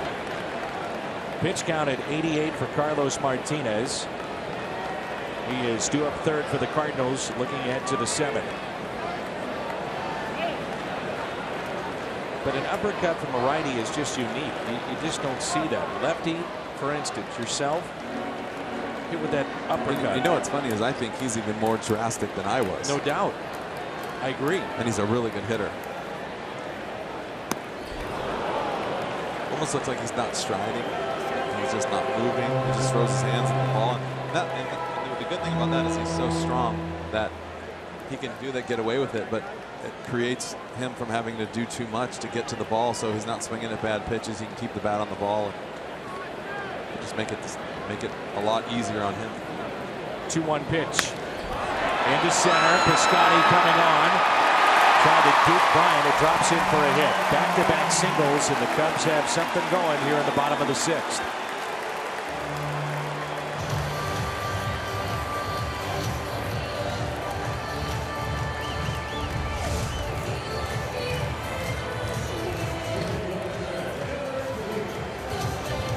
It's a little fluke single, nothing Piscotty can do. Got to be playing a little deep with Rizzo hitting, but this is what you got to stop right now. If you want a chance to win this game, he's got to go back to that battle mode and work on a ground ball or a strikeout right here and keep them off balance, get an out, shut them down.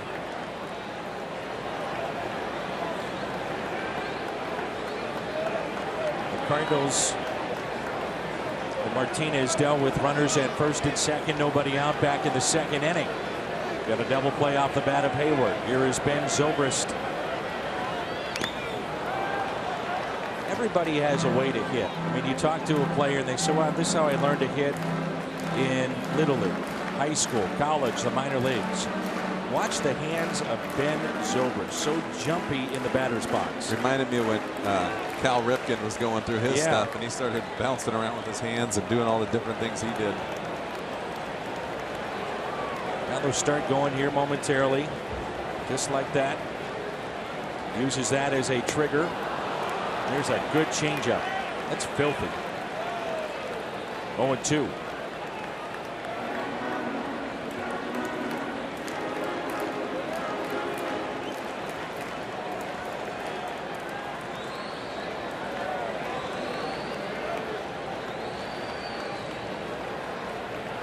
No balls and 2 strikes.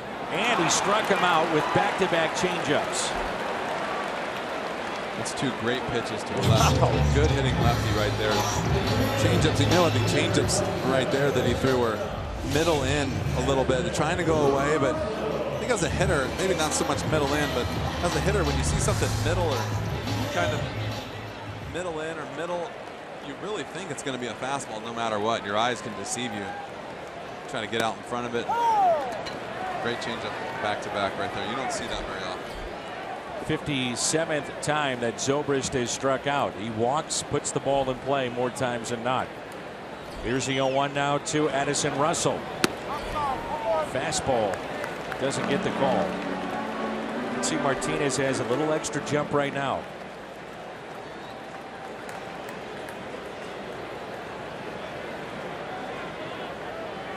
Russell came up with one on at third base and 2 outs and grounded out to end a threat. Doesn't get the call there either. Little outside.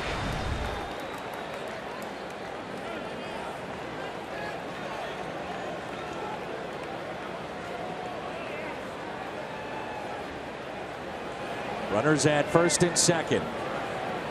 Outfield shading him to pull. Popped up. Is it playable? Carpenter giving chase along with Molina. Carpenter at his own dugout and makes the catch.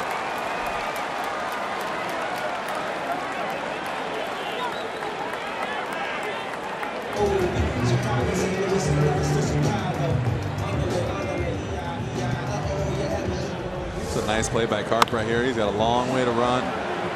You run that far, you forget where you're at. You see him look down again, and then right in the glove. The thing that makes that so tough is not that you're running that far and not that you're looking for the dugout when you're running. Taking your eye off the ball, it's up there. It's way up there in the dark. And sometimes you think it's coming down in one spot, you look back up and it's coming back in a different spot. It moves a little in the wind. Overrun it. Overrun it. Seen that plenty. Now Hayward. And the first pitch taken low. Bounced into a 4-6-3 double play with 2 runners on in the second. Grounded out to second, and he's 0 for 2 tonight. And again, Carlos Martinez trying to pitch out of trouble. 1 ball, 1 strike. He's got that changeup working. Sure does. Helps that 97's coming out of his hand every now and then. You gear up for that, and then whoop, there's the changeup. There you go. 2 strikes on Hayward. Back to the 97. You may hear some more boos if Hayward can't come through. They are really on him right now. Now time is called. This is really smart by Yachty. This is still a dangerous hitter. This is the big situation in this game.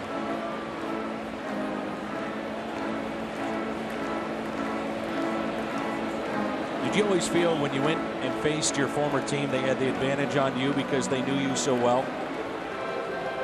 I didn't really think about that, but I think what you can do is you can psych yourself out. Yeah, I think you said the one of the key words is you think, and you think too much. And you know that they're going to pitch you in. You try to maybe get out in front, and then the whole idea is it's a simple game. You throw the fastball in to get him sped up, and then you throw the breaking ball away. And then all of a sudden you've made the game so much more difficult because you think that they're trying to do something. But yeah, it kind of had me guessing a few times, but it's the way the game is. Yep. It's Chris Bryant. He's at second base. Rizzo is at first. 1-2 the count on Jason Hayward. The next to him.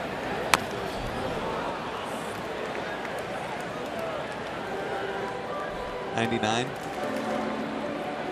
I thought for sure that was going to be a changeup right there. Now do you go with the changeup here? I don't throw the changeup to him right here. I move the ball around, maybe slider in, up. I don't know if I want to give him a little bit extra time to react. And the 1-2. Ground ball hit slowly. Peralta. Infield hit for Hayward. Bases loaded. That's okay right there. I don't think Johnny had a play, and I think he was faking the throw to first to see if he could buy an out running around third base there. I thought he was just going to tag him. But the one thing I don't like about that is with that fastball and Hayward hitting, that shift might be a little aggressive in that situation, especially with him throwing 99. Seeing the replay, I don't think there's any doubt he was faking that throw to first. Just came out of his hand. Yeah, that's what you call a good fake. Yeah. Now Coughlin, who has walked and also grounded out. And here comes the Wrigley faithful.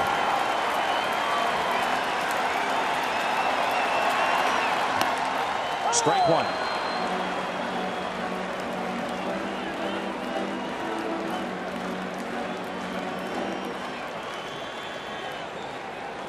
On one pitch. 1 ball, 1 strike. Coghlan, the 7th place hitter for Chicago. 3 hits in the inning. Base hit could tie this game up.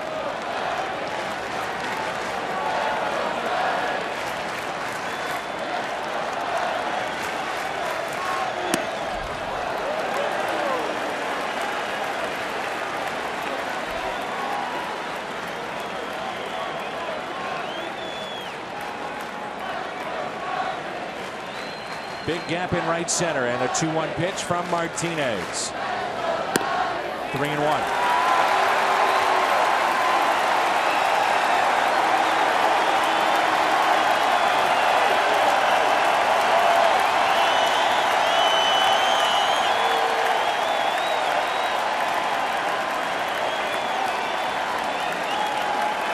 Martinez was ready to throw it and time was called. Full count. You never know. This might be your ball game right here.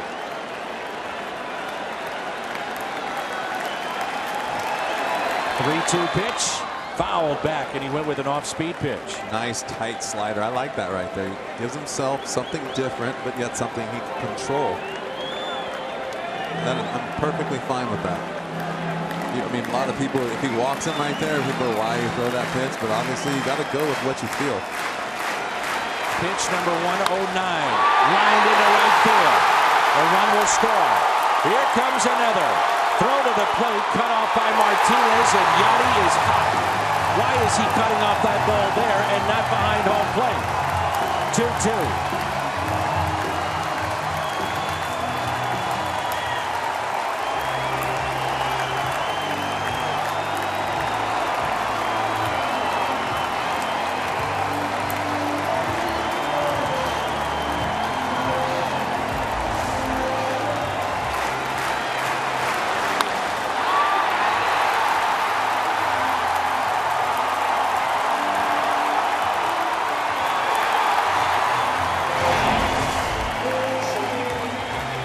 Should never be in that spot. He should not be in that spot at all. Looked like he just lost everything right there. I think he even took a little bit off. Surprised probably that timeout wasn't given to him, and then it looked like he just went into a daze. That cannot happen. That should not happen.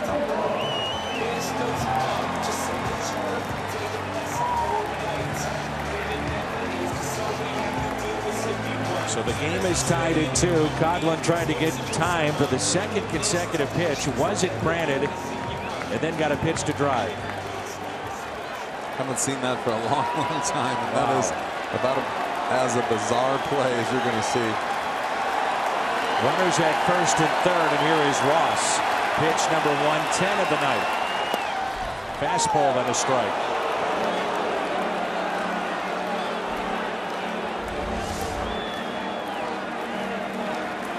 See, he's just wandering around.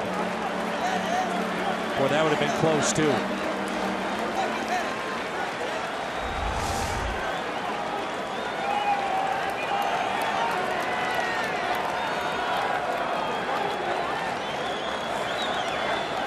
Here's the 0-1. Drops down a bunt. Martinez to first, and Carpenter is off the bag. 3-2 Chicago. He may have had a play at the plate.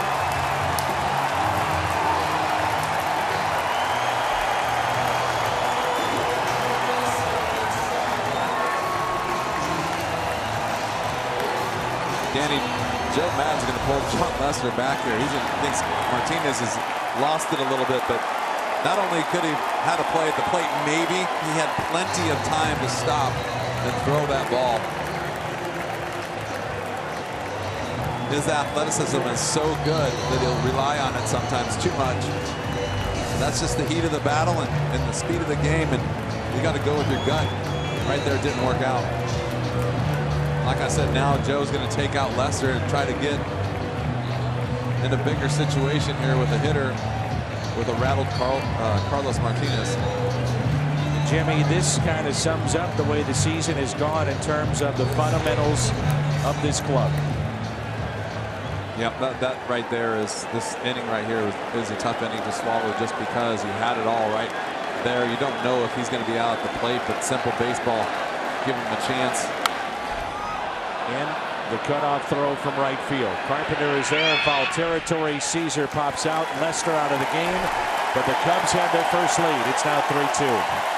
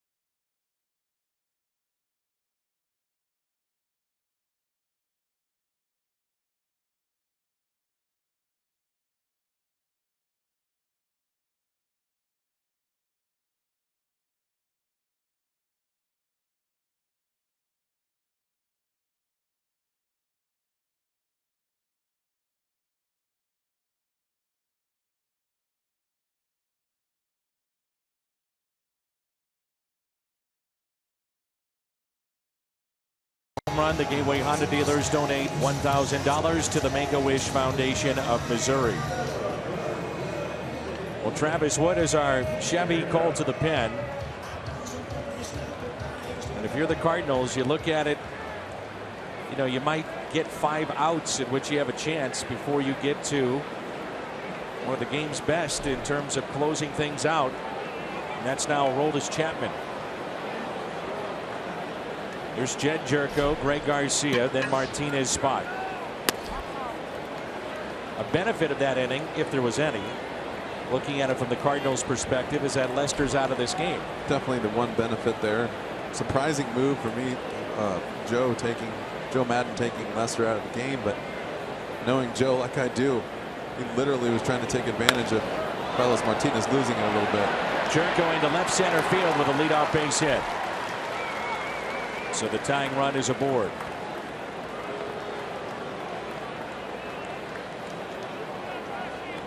Kevin Segrist is throwing in the Cardinals pen, a right-hander for Chicago. Pedro Strop is unavailable. He's going to miss 4 to 6 weeks with a knee injury. Hector Rondon has a triceps issue, so it's 2 big right-handers not in their pen.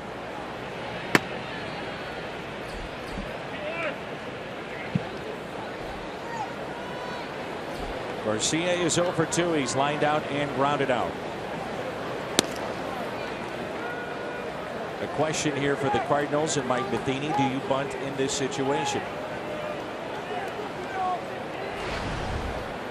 I don't know about that right now. I mean, I think when you're down there every day and you have a feeling the way Garcia's swinging the bat, or what kind of at bat he can give you, give him a chance, swing here, then maybe try to lay down a bunt, but definitely got to make something happen right here.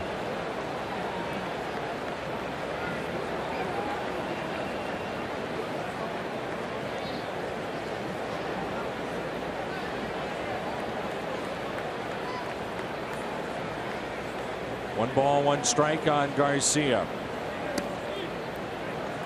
The Cubs lead is at 12 games starting play tonight. Last time the Cubs had a lead of 12 or more in August or later, 1929. They lost that year in the World Series to the Philadelphia A's. That was, wasn't that your first year broadcasting? That was. I remember it fondly. Gives you an idea, though. It's been a long time.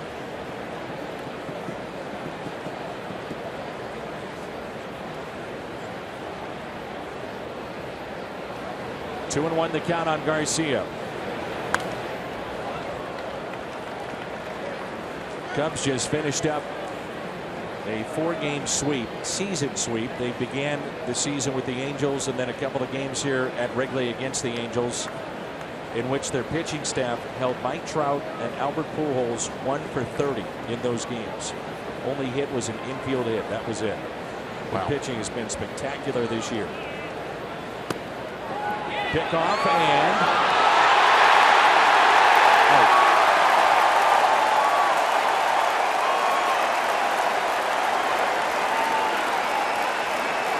Not an easy throw at all for David Ross. Watch this with Garcia from that side of the plate.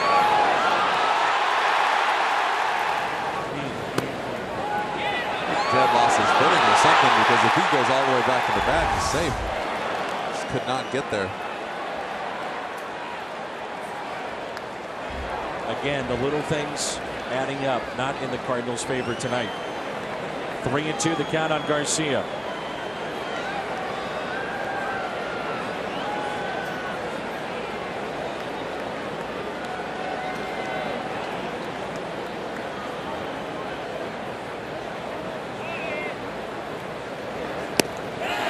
Strikeout Garcia.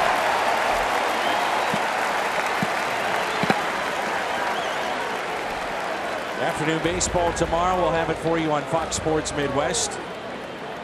You can stream that game on the Fox Sports Go app or foxsportsgo.com. Here's Randall Grichuk.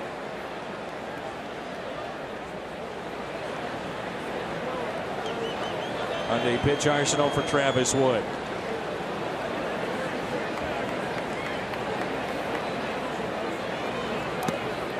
Again, another scenario in which that cannot happen. Getting picked off at first base, down by a run. Yeah, you don't want to see that at all. Got caught a little flat-footed.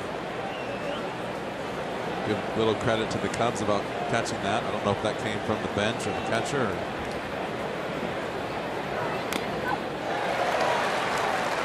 1-1 the count on Grichuk.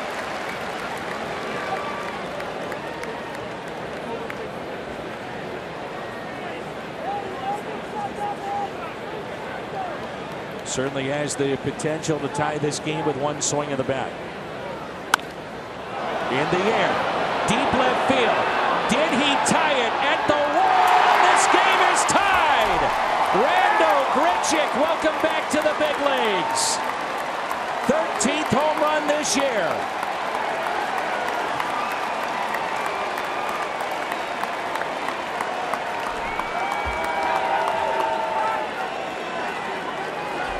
Did he need that? Did the Cardinals need that? 3-3. We're going to see this replay here and see how strong he is. This ball is in off the plate.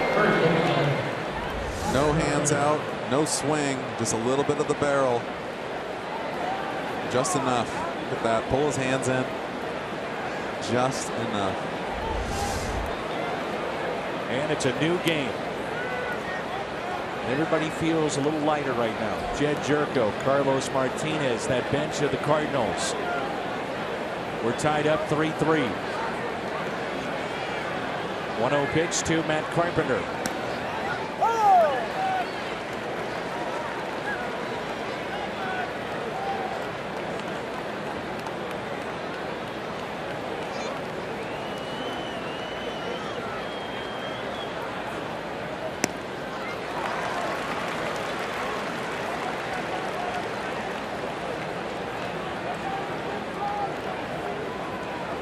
Randall Grichuk Just help the Gateway Honda dealers donate $1,000 to the Make-A-Wish Foundation of Missouri.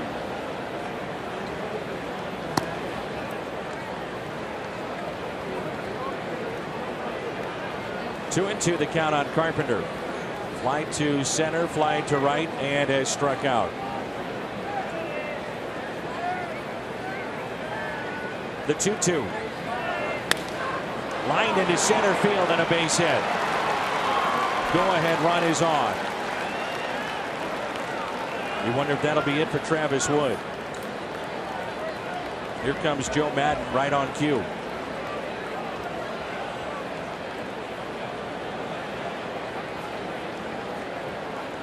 This big crowd stunned after that home run off the bat of Grichuk. It's gotten a little quiet. Gotten a little quiet. Joe Smith will face Stephen Piscotty when we come back.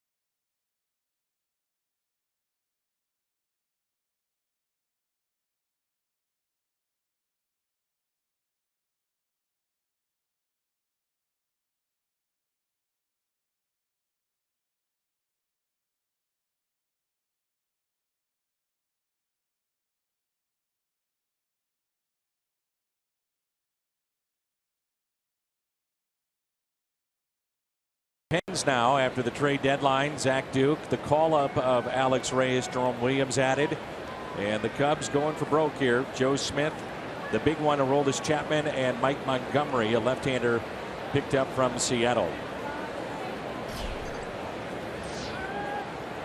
A check on the runner at first, Carpenter. This is our Chevy call to the pen. 3-3 our score here in the top of the seventh. Piscotty is over 3 tonight. And he drills it into left center field. Carpenter on the move. He's to second, on his way to third. Will they wave him in? Here he comes. Relay to the plate. He is out at the plate.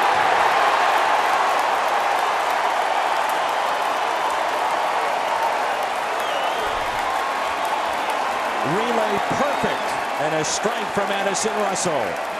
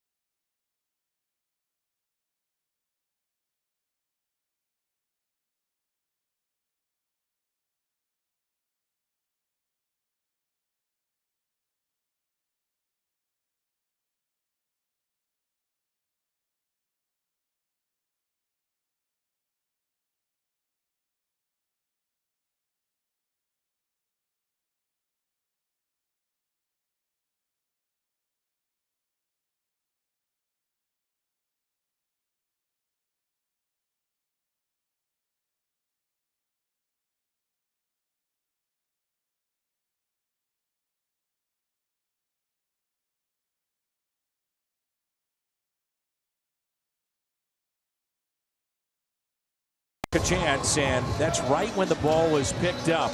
You see where Carpenter is making that turn to around second. Yeah, I mean, from up here, I mean, they're trying to work on something here.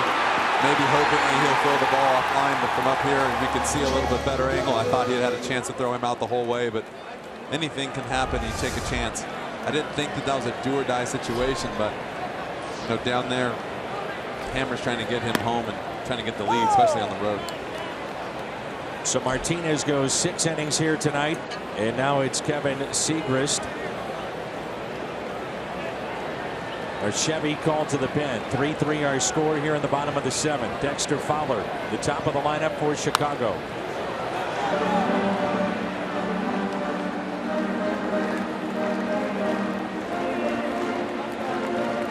Big Cardinal fans from St. Louis made the trek here. It's the Passmore family reunion.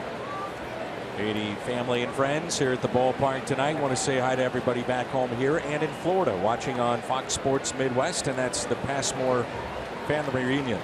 0-2 pitch. 1-2. Fowler has struck out, flied out, and lined out.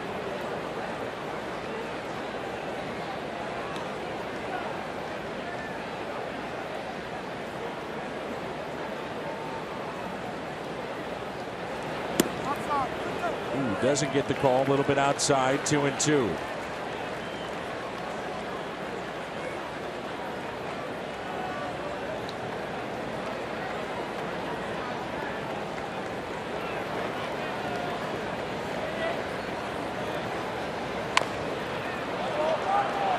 That's a foul ball.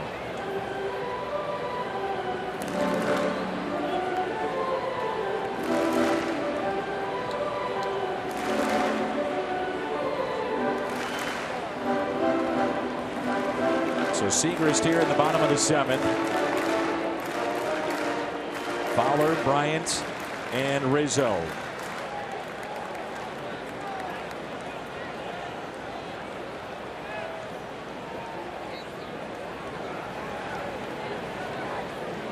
The 2-2. Struck him out.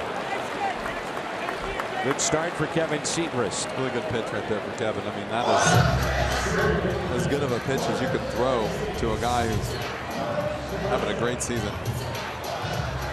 A little in off the plate, underneath the hands.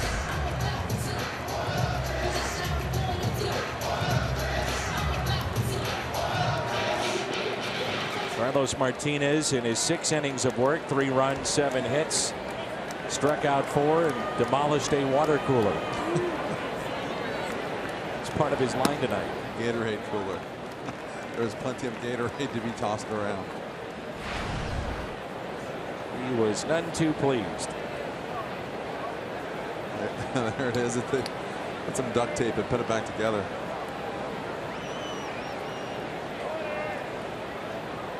One 1-0 pitch.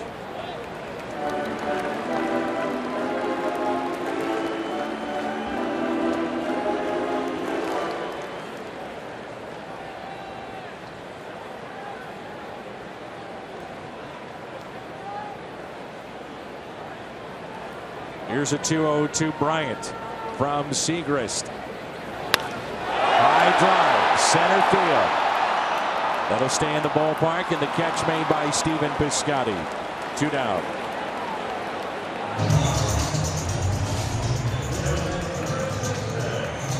Frustrations mounting moments ago for Carlos Martinez, and then Randall Grichuk.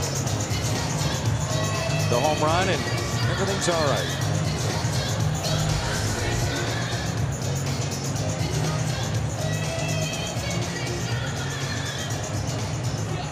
So 2 outs, nobody on. Anthony Rizzo. Cardinals have Holiday, Moss, and Molina coming up. You can understand where Chris Maloney's coming from. He's trying to push the envelope a little bit there with scoring Carpenter. Took a perfect relay to get him. The flip side, you say, well, you do have the number 3 man coming up in your lineup. Runners at second and third, 2 outs. So you can see it both ways. Yeah, it's really easy, like we talked about up here. You can see everything from up here, and you can see what's going on from down there. A lot tougher game, and You got to make that decision right away, and sometimes it's right, sometimes it's wrong. But like you said, it took a perfect relay throw to get him, and they threw the ball right on the money.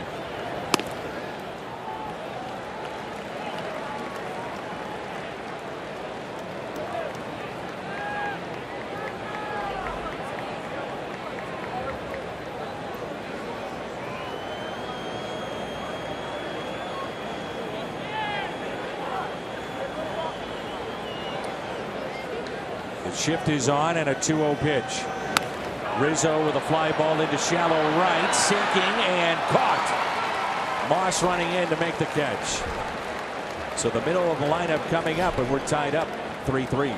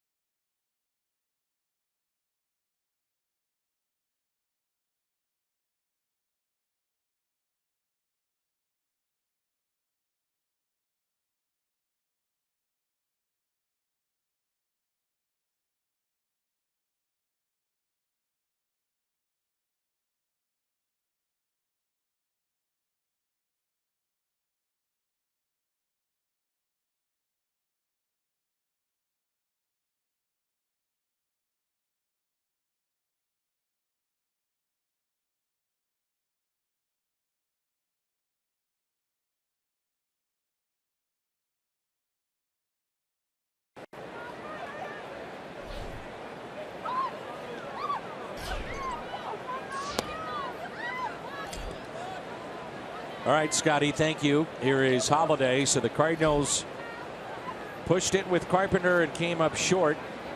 So Holiday left on deck, and he starts things off here in the top of the 8th.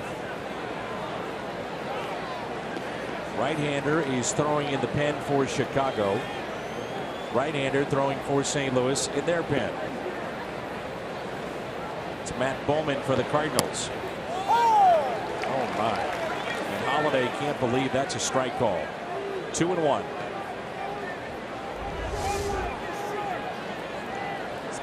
Wow. It's not even close. That pitch is awful. Here's a 2-1. 2-2. Aroldis Chapman has made his presence. Felt down in that Cubs bullpen. He just arrived.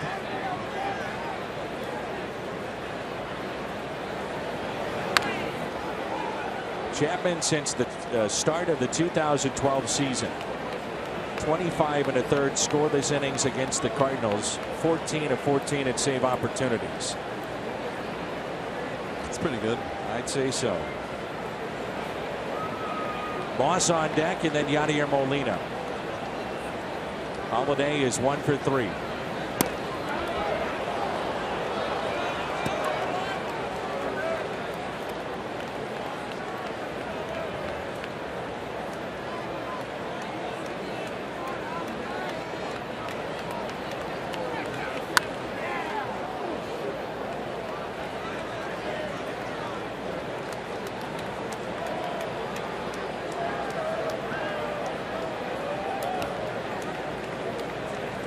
Does he get the breaking ball here on 3-2?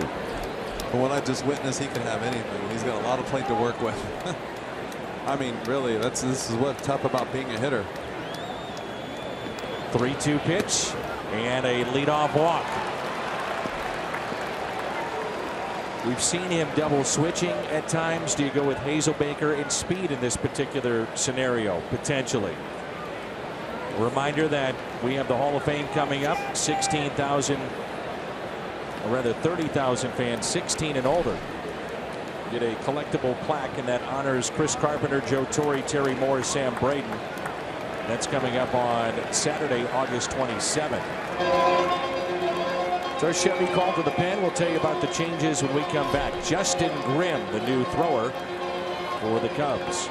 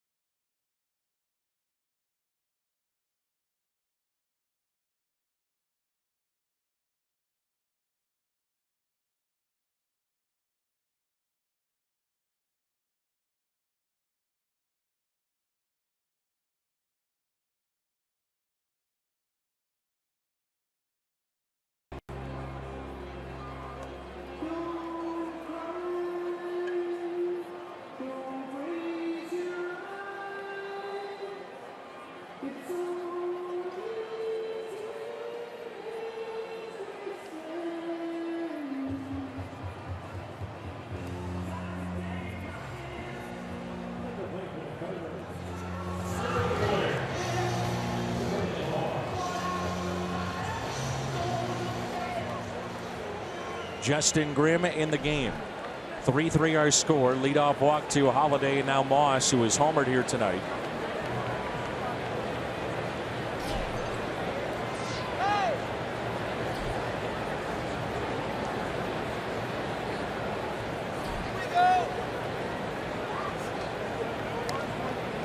Moss's home run came back in the 6th. 2 hits tonight, a single to left. Was called out on strikes in that long home run. 3-3 our score. First pitch to him.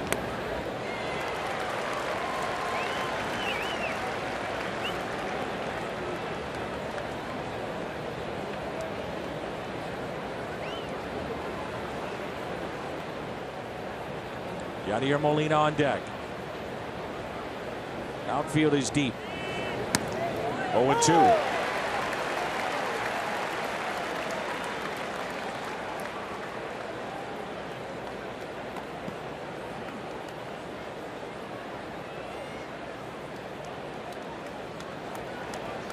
Oh-2 pitch to Moss.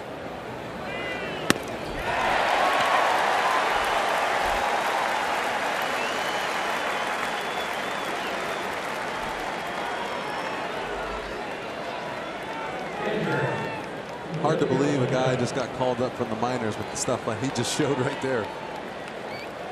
2 nasty breaking balls in 96. Molina 2-hit night, base hit back in the first that scored a run. And he doubled inside the third base line and is flied out to center.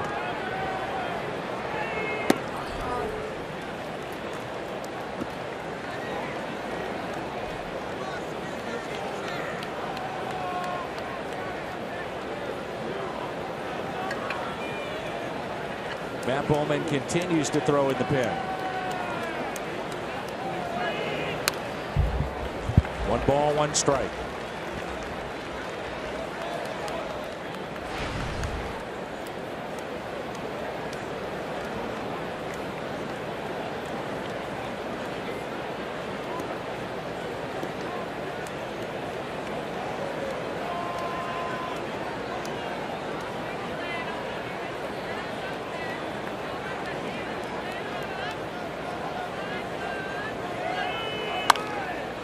Fly ball into shallow center. Dexter Fowler. Out number 2.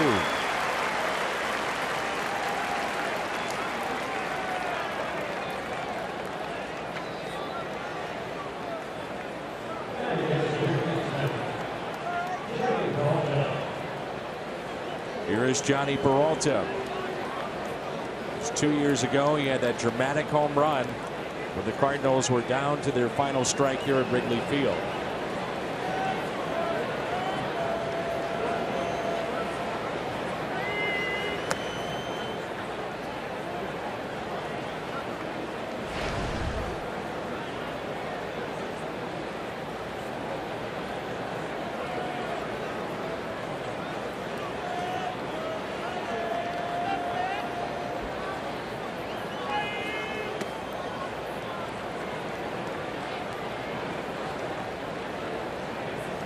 Two and 0 the count. When you're watching on deck, seeing a guy throwing like this, you gotta really go up there and be patient.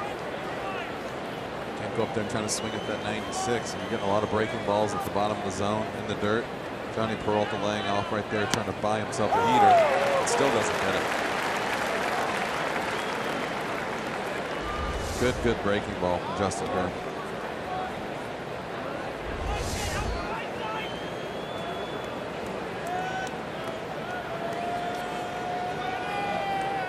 The 2-1. Peralta hits it to short. Russell. Force play at second. Midway through 8. Matt Bowman coming on when we come back.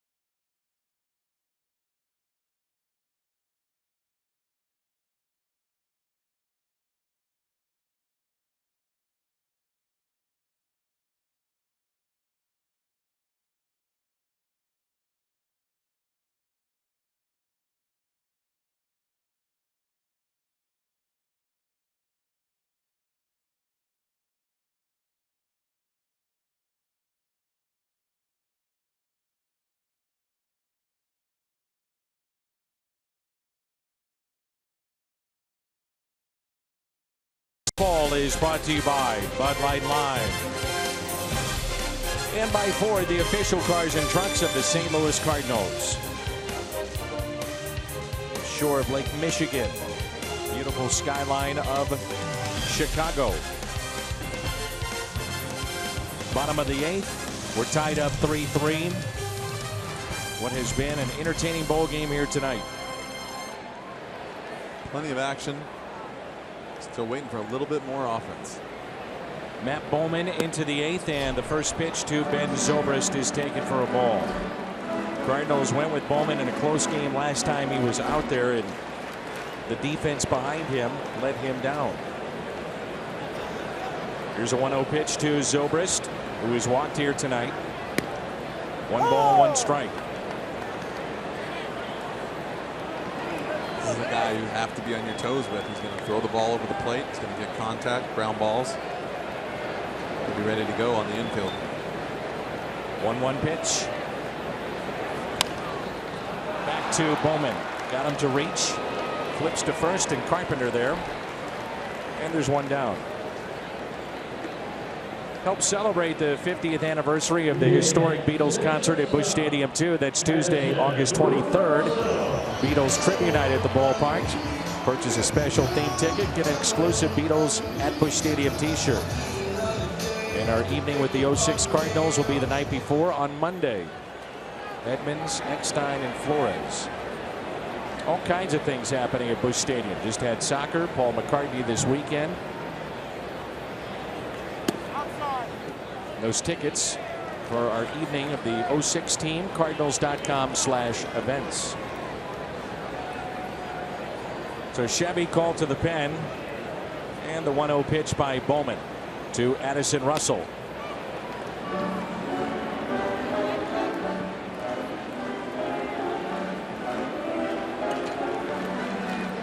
Chapman is throwing in the pen, whether it's a tie game or a potential save situation.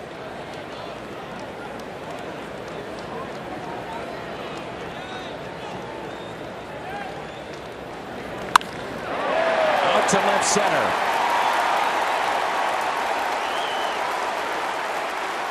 And Russell in with a double and puts himself in scoring position.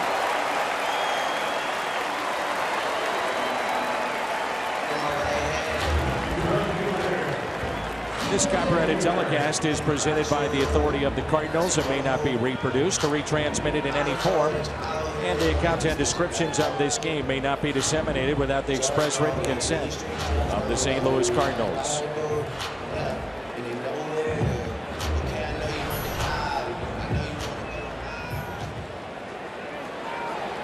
He's bounced into a double play, grounded out, and an infield hit.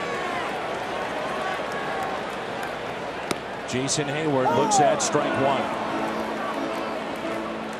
This would be one way to get the fans off your back if you come through it late innings against the Cardinals. I was going to say this is a big at bat for him right here if he comes through. Turn the fans around into some cheering. 0-2, way out in front against the changeup.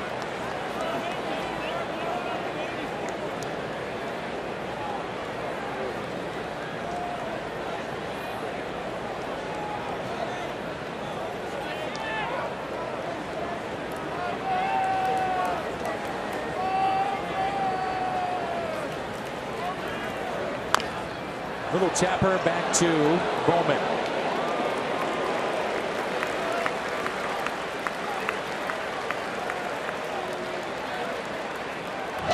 Russell advances to third. And it brings in Coghlan. He hit the big hit back in the 6th. Jason Hayward just does not look like himself. Nope. He's falling backwards. He's falling all over the place. Try to hit hard enough to hit as it is. No balance. It seems like he doesn't have very much balance at the plate, man. It makes it really tough.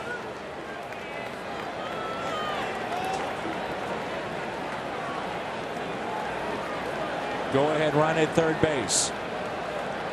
First pitch to Coghlan. Is a strike.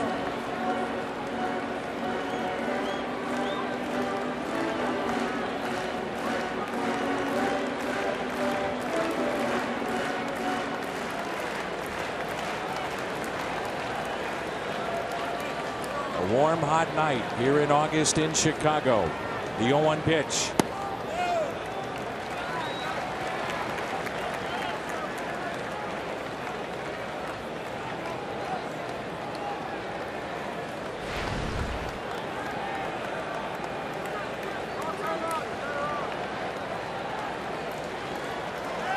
The 1-1. And Ross on deck. 2 balls and 1 strike. Coughlin came up. Bases loaded back in the 6th inning and drove in 2. He is walked and grounded out. Russell with his double now stands at third. The 2-1.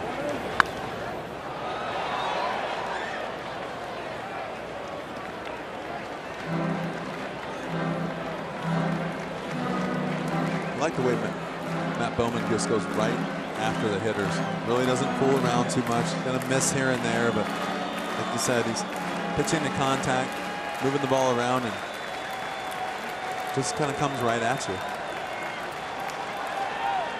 Now time is cold. What does he come with here at 2-2? Hopefully he comes with something before he calls another timeout. Yeah.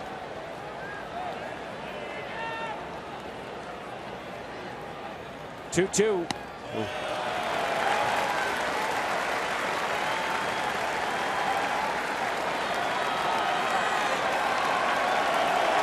I think you throw a 2-2 slider right there. You might have to throw a 3-2. Kind of just fix what just went wrong, get a better feel for it, and make a good pitch. Got a base open, righty on deck. Ground ball back to Bowman. Exactly what he did. And the Cubs will strand a runner. Good work by Bowman. We're tied up. It's 3-3.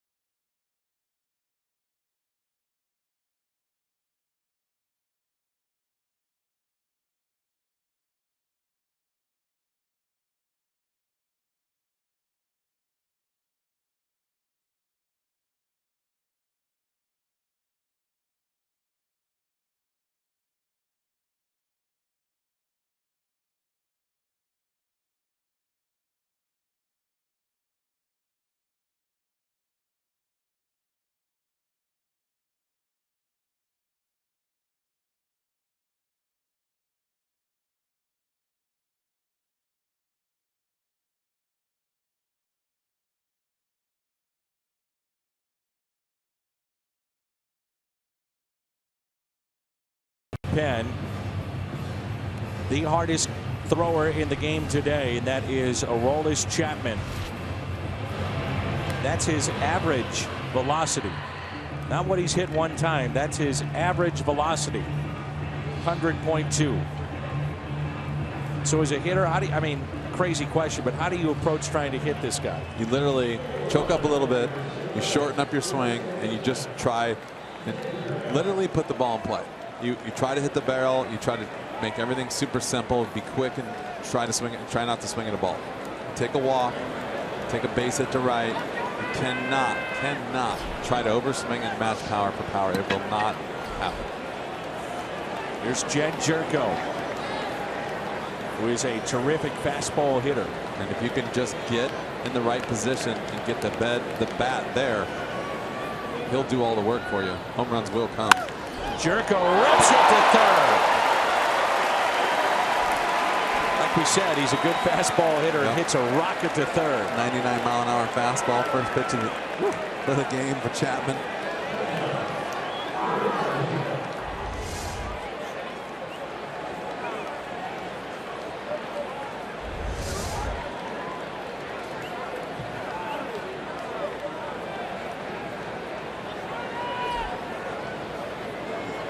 There's Greg Garcia.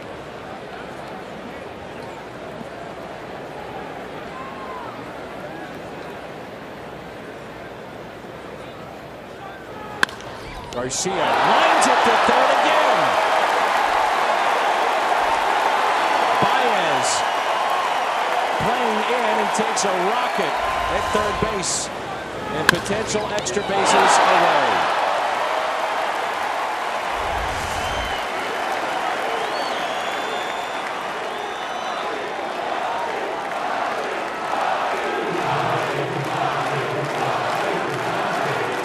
Think about it, there's not a lot left in that pen for Chicago. There's only 2 pitches in this inning. If you needed to, potentially you bring him back out. 3-pitch inning for Chapman. We head to the bottom of the ninth.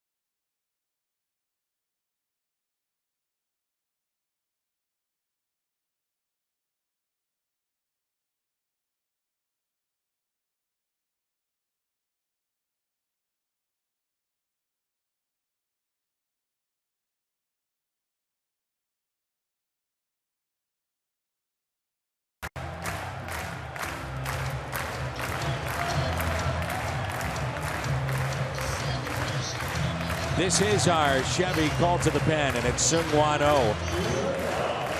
Chapman, 3 pitches, 3 outs. And now it's the closer of the Cardinals, Seung-Hwan Oh, in a 3-3 game.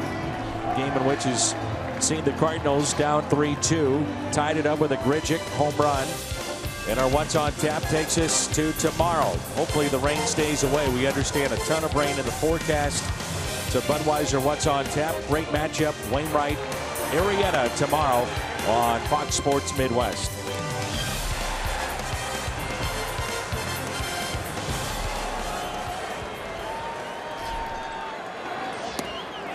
First pitch to David Ross underway here at the bottom of the ninth, taken for a ball. Someone would have told you weren't doing the game that Chapman came in and threw 3 pitches and got 3 outs. Would you believe him? No. Expecting at least a couple of swings and misses. For sure. You know, he's only at 99 to 102, so he's taking it easy on them, letting them hit the ball. He knew he had to maybe go another inning. In terms of the bullpen, the Cubs basically have 2 left in their pen. Rondon dealing with a triceps issue. There's a strike, and it's 1-2. Carl Edwards Jr. in the pen for the Cubs. Pitched last night and then pitched Friday night as well. Here's a 1-2 pitch. Ross is swinging a miss. And gets a strikeout to start the bottom of the ninth.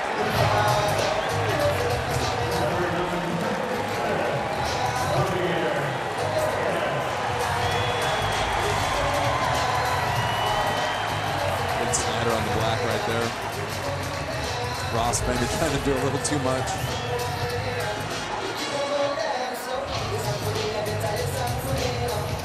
Here's Javier Baez, who was at third base.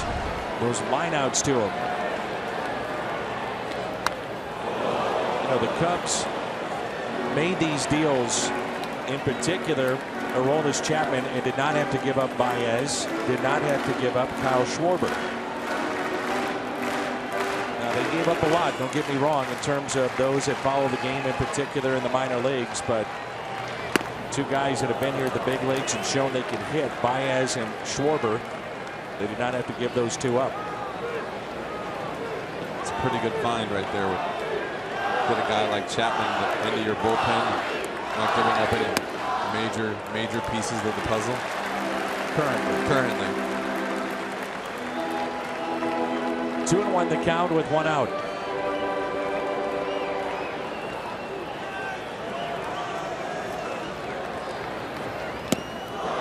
Nasty pitch. We've seen that he hides the ball well and an awfully good slider. And in this situation, the hitters are doing him a huge favor by trying to go deep, because he is deceptive and good. Late with that swing and struck him out. Back-to-back Ks for O. Plaza Tire Fox Tracks up the ladder.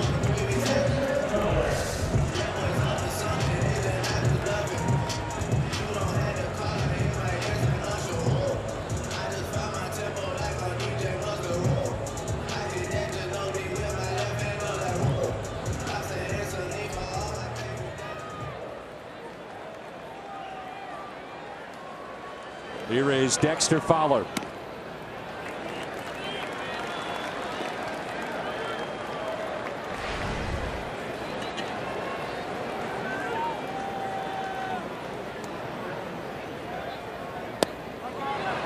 Check swing, and he did go. 1 ball, 1 strike.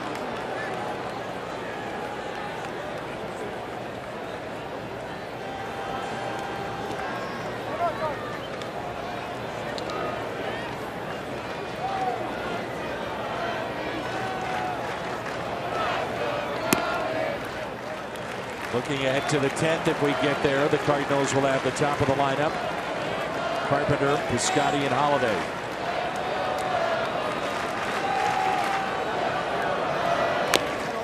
Ouch. 2-2. Now you know why he's got that pad on his shin.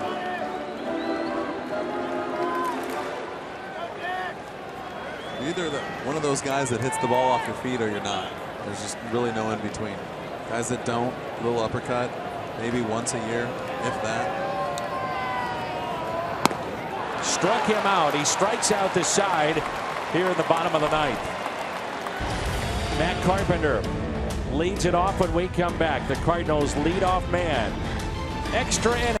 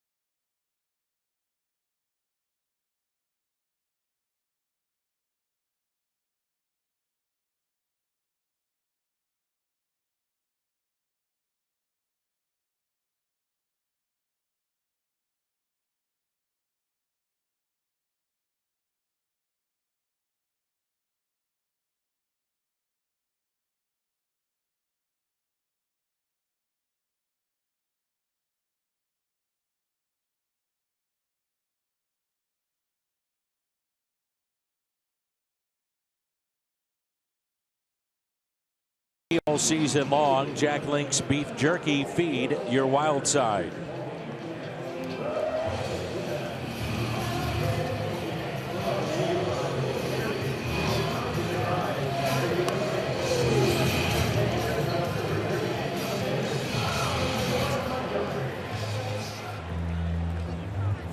Our score as we move to the 10th.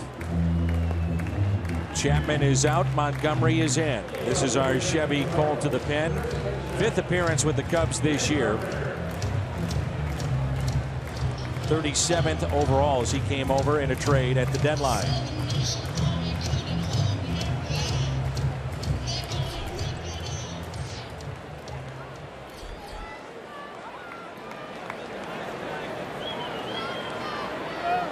First pitch to Carpenter is taken for a ball. You watch the inning that O just had, and I'm going to go out on a limb and say a couple of those guys are fired up trying to hit home runs. Well, the thing that used to drive La Russa crazy was having that inning. Hopefully, Cardinals right here slow it down a little bit, work on some pitches, and try to put the ball in play and get a couple runners going. First man retired. That's Carpenter.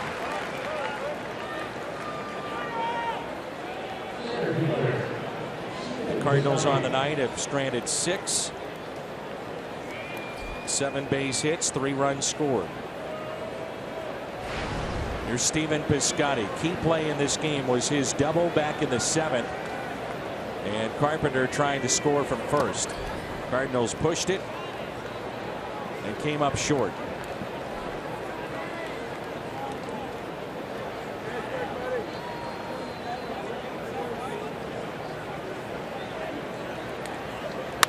One-0 is hit to Russell. To his left. Slings it over to Rizzo. It'll be Bryant, Rizzo, and Zobrist coming up for Chicago, looking ahead to the bottom of the 10th. And here is Holiday.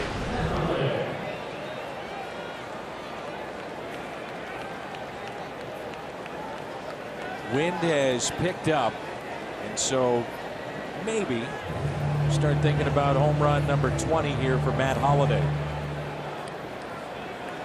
Chapman 3 pitches. Montgomery pitch number 5. And a breaking ball of beauty at the knees.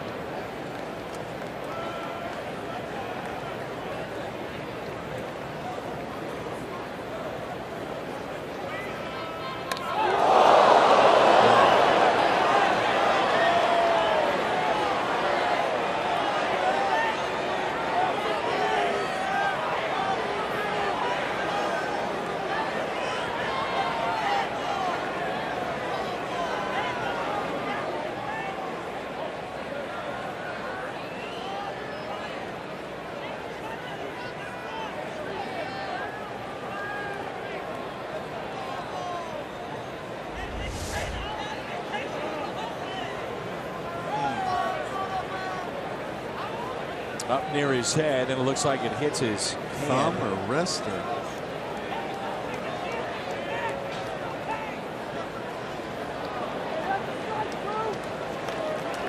Looking at Holiday's right hand.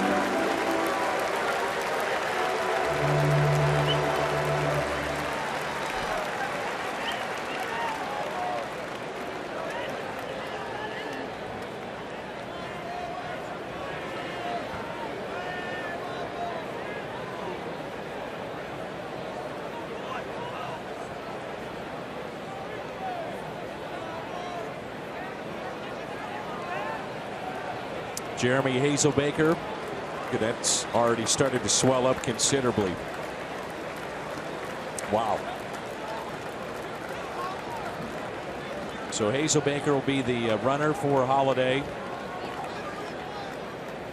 There's Cashner that got him on a pitch 3-4 weeks ago up near the eyes and clipped his nose, and this one up against the face area again. So Montgomery hits a man, and the go-ahead run is on base.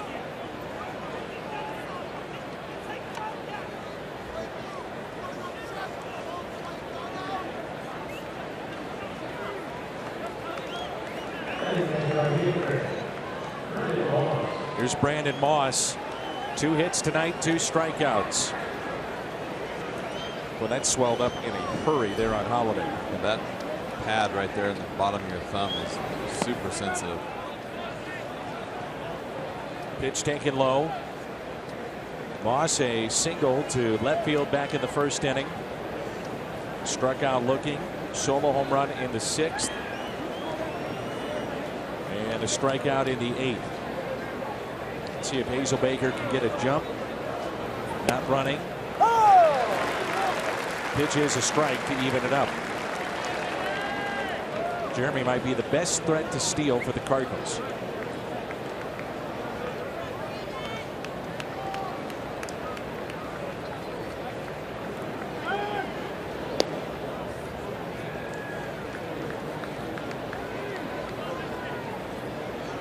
Hazelbaker comes in the game cold, sees a couple of pitches, and maybe gets a read from this lefty and may see him go. I like the fact that we got a chance to see him throw over, see if there's a little different in the throw over versus the move to the plate.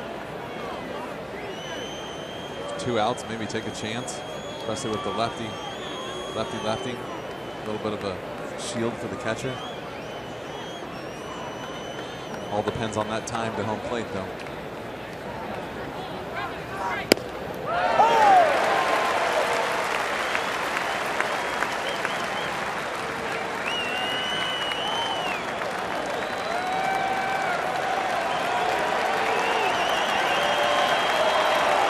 To the count.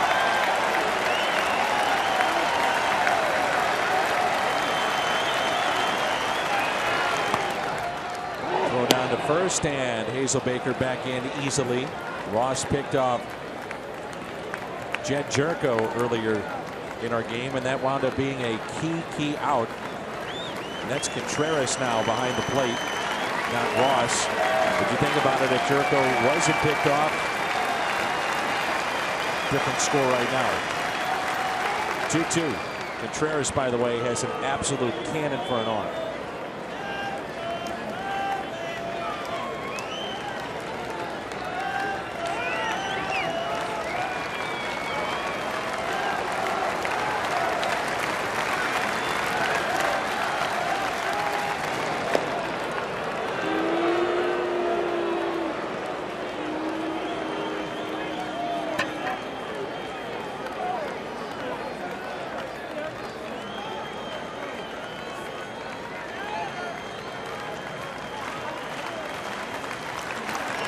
The 2-2 pitch.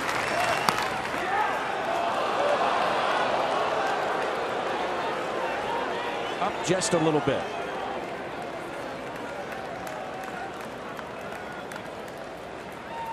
So the 3-2 count, 2 outs. Rizzo plays behind. Hazelbaker get a good jump. Ball in the gap, he might score. Doesn't matter.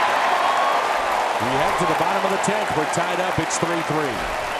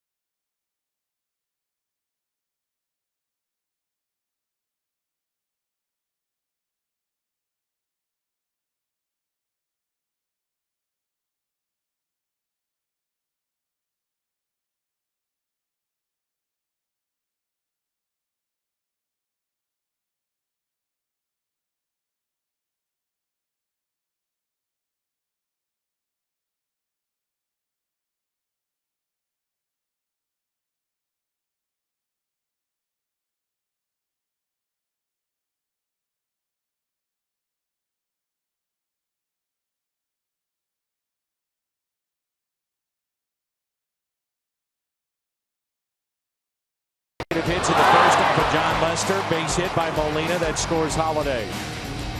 Then in the 6th, Brandon Moss solo home run. That's number 19. Cardinals went up 2-0. Then Coghlan with the bases loaded, 2 outs, base hit into right. Then tied it up. Lost the bunt.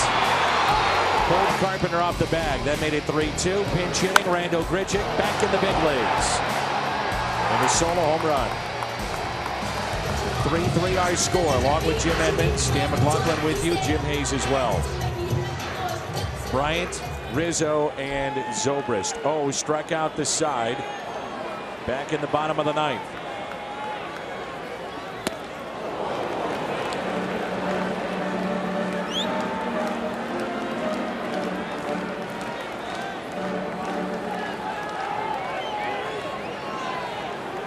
The Cubs have struck out 8 times tonight.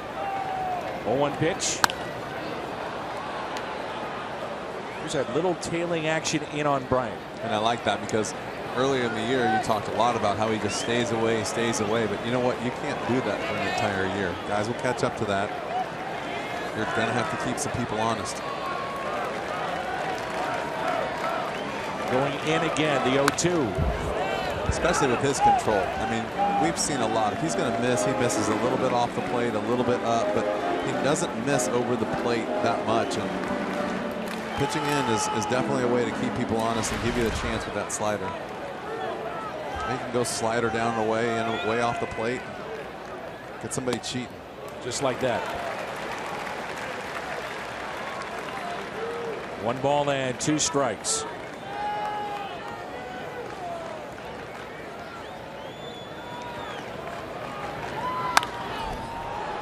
He's the kind of guy, you see that swing. Bryant gets the arms extended. Means trouble. Definitely. That's why I think it's good you tie him up. That slider down. He can turn a little bit of a miss into a long home run. Here's a 1-2. Foul ball. If we get to inning number 11, it'll be Molina, Peralta, and Jerko for St. Louis. Cardinals, in terms of their bullpen, pretty good shape. So far, so good. Mike's done a good job with keeping the guys out there.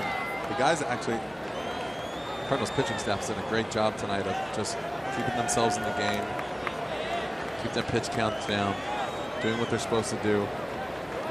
A couple miscues, and this might be a different story. We might be home. Segrist scoreless 7th. Bowman in the 8th. Now 0 here in the 10th after a scoreless 9th. Ground ball, broken bat, race to the bag, and save at first. Slight hesitation by Carpenter as to whether or not to flip it to 0, and it may have cost him. I did not think that Chris Bryant could run that well.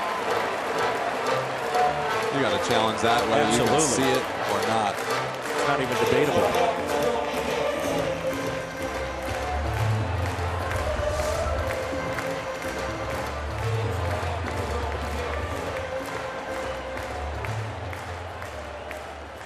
Wow. Close. Yeah.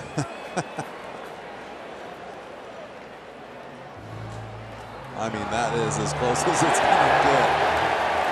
We've got some really good ones lately. Really close, hard to tell. Some bad angles.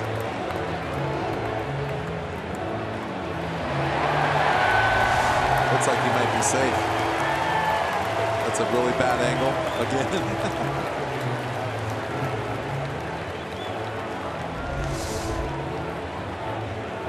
Angle on the scoreboard right here. Looks like it is so close that that's why they come up with the ruling. Play stays on the field, right. Stands on the field as called. Once again, I think the umpire did a great job.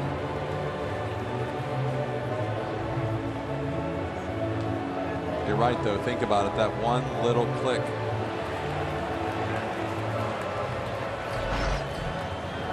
One little hesitation. See, he wanted to toss it. Well, he caught it and started running, in which I thought he had hesitated then. And then he looked. to throw it for 1 split second. It might have cost him. But that's just part. I mean, you got to give all the credit in the world right there. Chris Bryant hustling down the line on the ground ball to first base.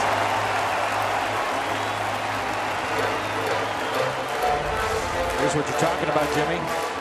Right there, he's good, and then right there, he slowed down for a split second. Hard to believe that become the difference between safe and out, but it is. Bottom line, he should be out. I think what happened there is he wanted to toss it, and there's no way O was going to beat him to the bag. And I'm pretty sure that Chris Bryant surprised everyone with his speed right there and hustling out of the box. Could have easily shut it down with a ground ball to first, broken bat, ground ball to first, in a big situation where you're trying to win the game. Makes you think, did O break late to first base? Let's take a look.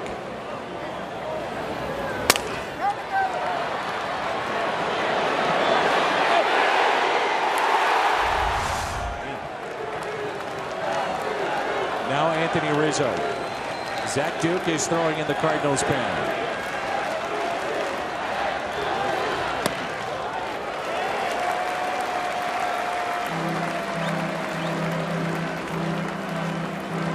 Three career walk-off homers. September 15th of 2014, the last that he saw off his bat for a walk-off homer. Bryant with 7 steals this year. 2-0 the count.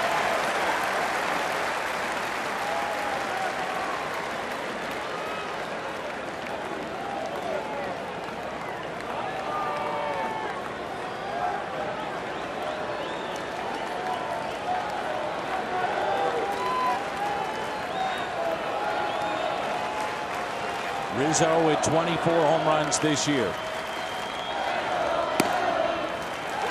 3-0. Wow. Even O staring back into the umpire. He rarely, if ever, I don't know if I've ever seen him stare back into an umpire. Was that ball the ball right there? Well, you know he's got the green light.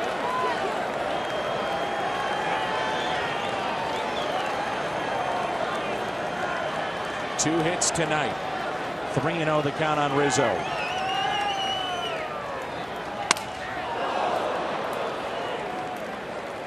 Broke his bat. 3 balls, 1 strike.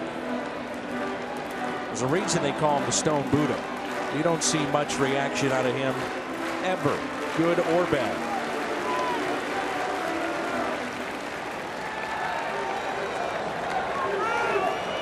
He's 2 for 4 against Seung-Hwan Oh.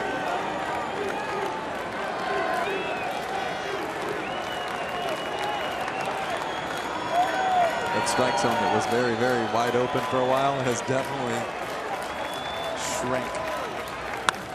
Popped out left side. Playable for Johnny Peralta. So O gets a big out. A report from the Cardinals about Matt Holliday. He's being x-rayed right now. They will update us after the game. That's all we know.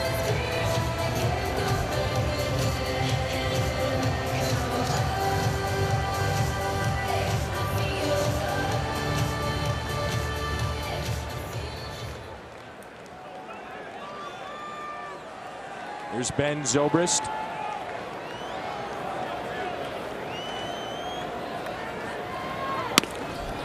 Pitch taken high. 27 pitches for Seung-Hwan Oh.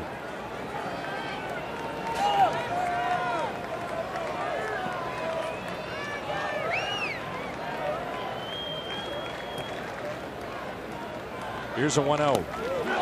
Gets away. No throw by Molina. Bryant advancing to second base.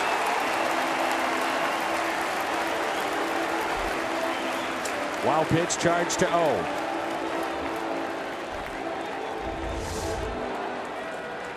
So we saw the Cubs the first inning of extra innings go for broke with the home run swings. Got nothing. So the Cardinals did a good job putting the ball in play, but got nothing. You can see how quickly a rally can be started in extra innings by a ground ball and a hustle and then a wild pitch. Pitch around Zobrist here. We'll see. Check swing did not go. It's 3-0. You got Addison Russell on deck. You could set up the potential of a double play or a force at third as well.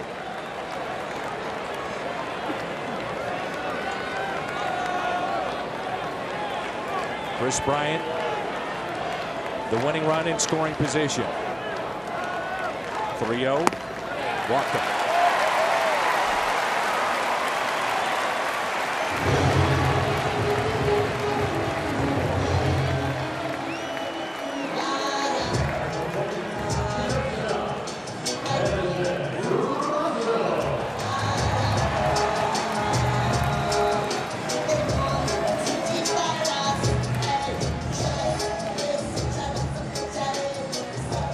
He is 1 for 2 with a strikeout against O. Runners at first and second.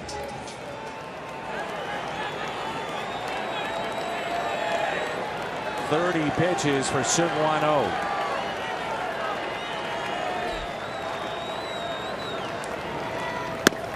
Strike one.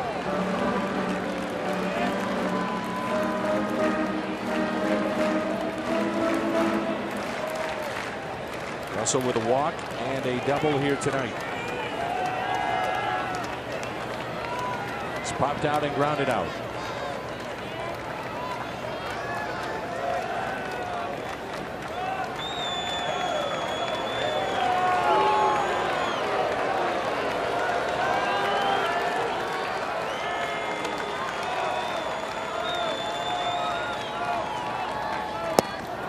Nasty pitch.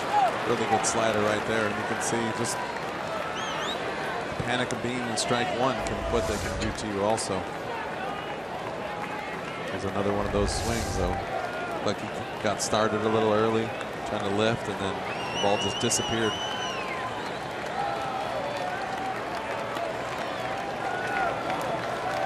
The 0-2 struck him out.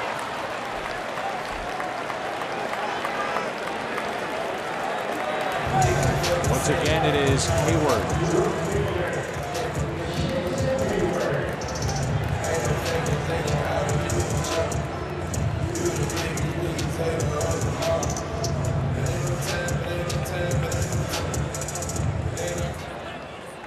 Runners at first and second.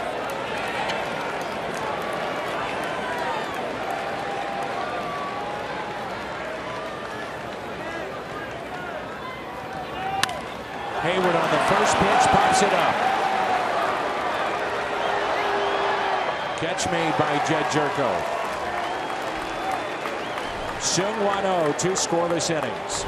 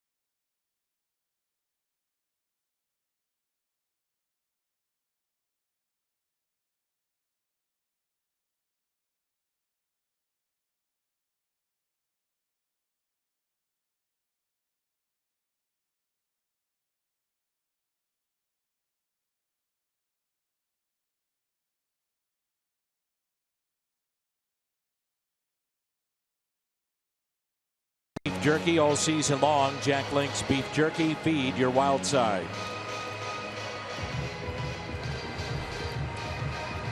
Here's Yadier Molina. Look at his night. There's your base hit. RBI back in the first under the glove of Rizzo. They would score Holiday, and then later inside the third base line. Showing bunt. Looks at a strike. Montgomery back out for his second inning. We're in the top of the 11th of a 3-3 game.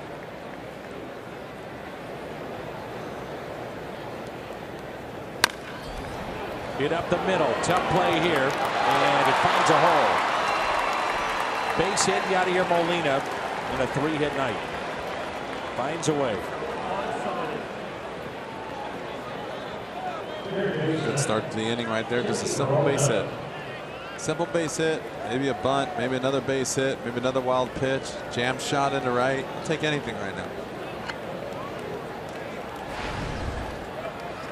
0 for 4, grounded into a fielder's choice back in the 8th. Twice he has grounded out to short. Lined out, flied out. Strike one.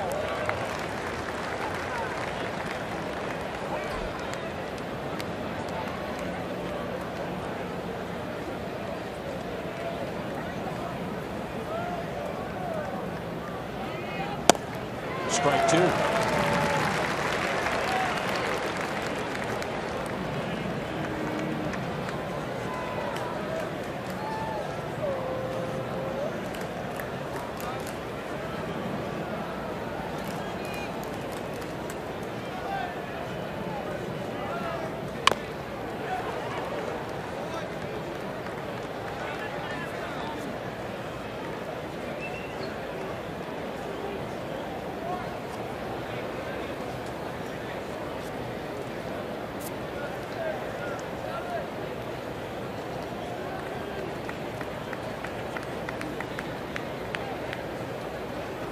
Up here.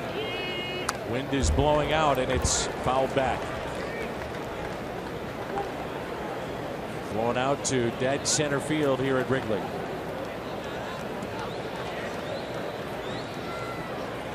Wish we were broadcasting from up there right now. You a little warm, Jimmy? A little wind in the face. Here's an 0-2 pitch to Peralta. Good battle here.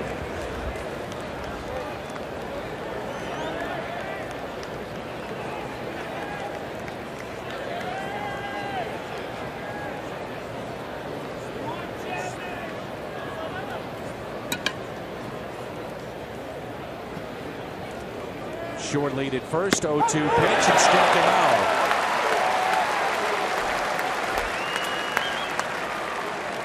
So Montgomery strikes out Johnny Peralta, and it brings in Jed Jerko.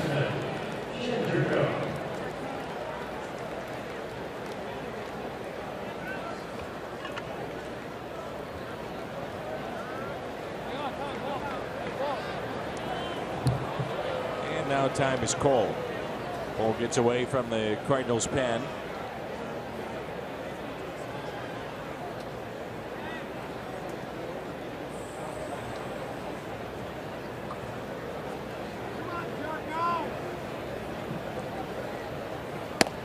Fastball and a strike. I saw Aroldis Chapman come in. First man he saw was Jed Jerko. Back in the 9th inning, saw a fastball and ripped it to third. Next man up, Garcia, ripped it to third. Next man up, first pitch, Tommy Pham grounded out. Breaking ball in the dirt.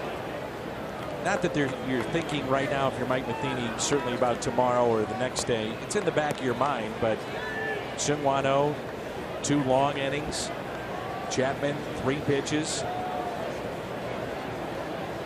Sets them up for their closer the rest of this series. You're always thinking about that. It seems to happen all the time, especially tie games, getting some work, longer innings. Always, as a player, you're aware of it, and a manager, I'm sure. Always the night before a day game. Always happens, and you're just like, why does it always happen that way? Also, you're thinking about Holiday and wondering about the thumb or the hand. He was hit by a pitch if you just joined us. Jerko chops it foul.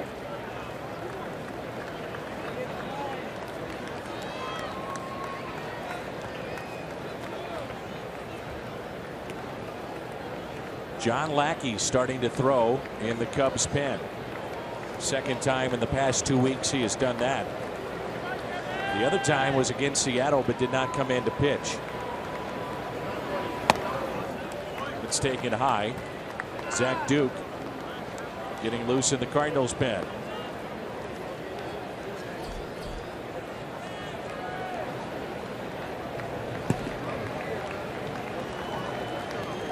I would think that would be a little strange in this situation. Yes, I know you're got to be competitive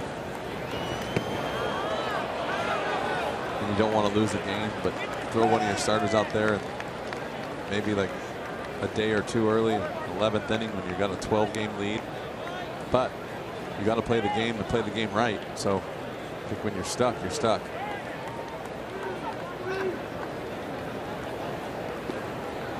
John Lackey is Sunday's scheduled starter for Chicago. Right now he's basically just playing catch. Wonder if he threw his bullpen today. Never know. Maybe they knew they were short. Could be his bullpen day, and maybe he held off. And like I said, you just never know. Looks like it's going to be a while till he gets loose, though. He's not in a hurry. Nope. 3-2. Missed.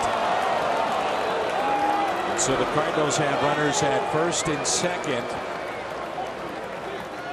And a chance for Greg Garcia.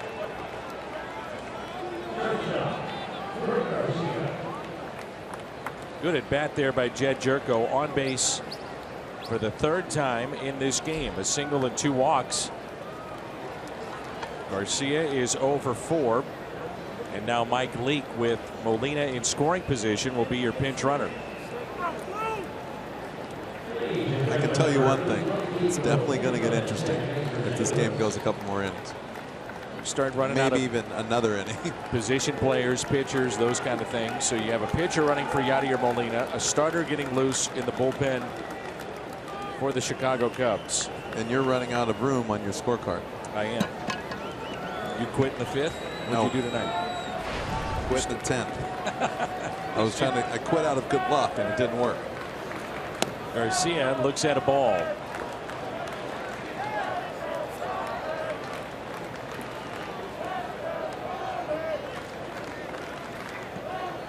I quit when my pen was sweating. You know, we are expecting a ton of rain tomorrow. There was already talk when we got to the ballpark today about the fact that maybe tomorrow would be rained out. Rain is on its way here to Wrigley Field, but not for a while. 2 balls, no strikes. Sometimes you'll hear managers say that that does go into the thinking of what they're doing for the next day if they realize it's a 100% chance of rain, which is what we do have. But here in Chicago, you never know. I was going to say, in the Midwest, do you ever know? Right.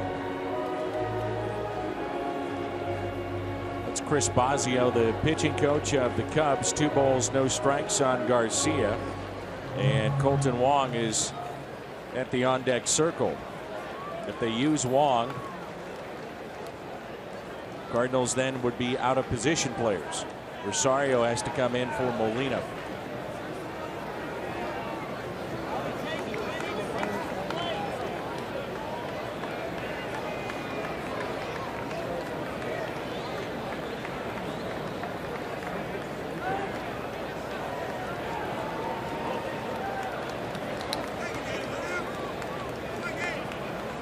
Greg Garcia's got to be ready to hit right now.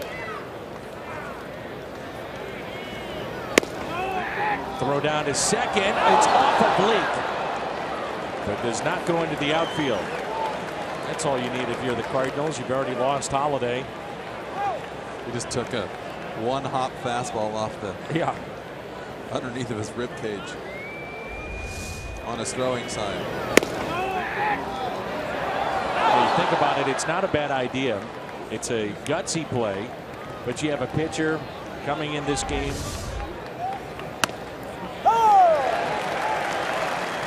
Takes a big secondary lead. Contreras has, as we talked about, a cannon for an arm. Runners at first and second, 3-1 the count on Garcia. 3-2.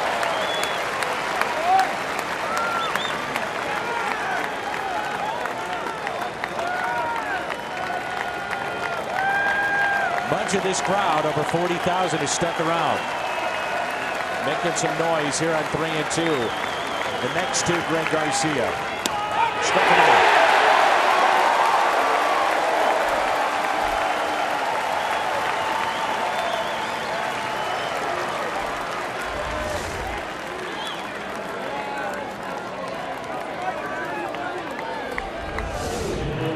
Just caught the bottom of the zone. Tough pitch to take, but tough pitch in general. That ball's borderline ball.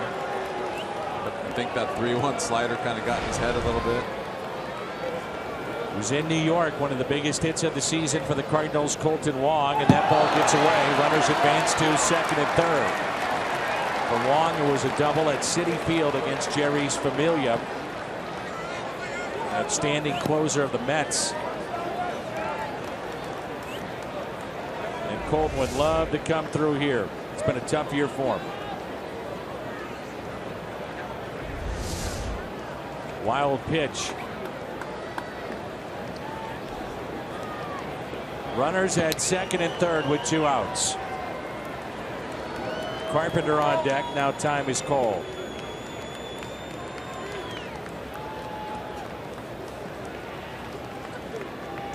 Mike Leake. That's right, Leake, representing the go-ahead run.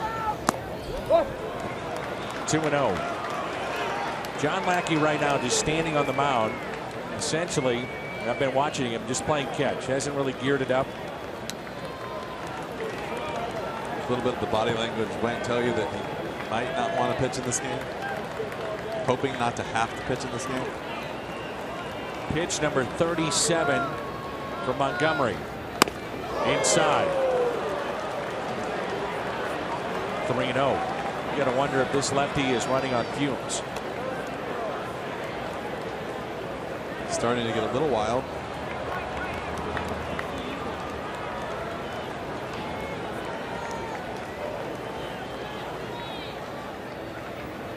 And he walked him. Bases loaded.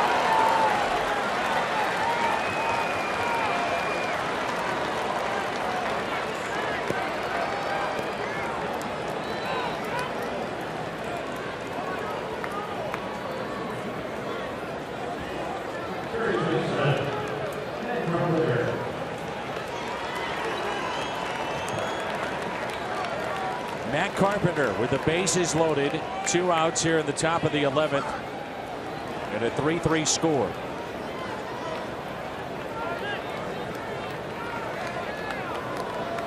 But those numbers with the bases loaded, 3 for 4.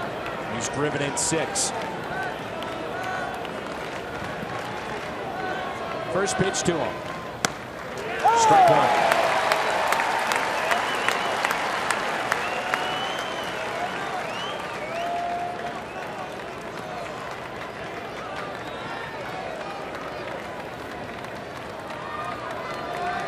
He is 17 for 28 in his career with the bases loaded. Just waiting for that one grand slam. The 0-1 pitch.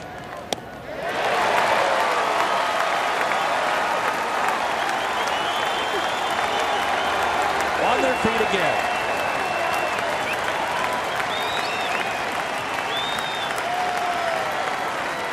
See him just flip at one and hit it over the third baseman's head. Looked like he's been uncomfortable all night.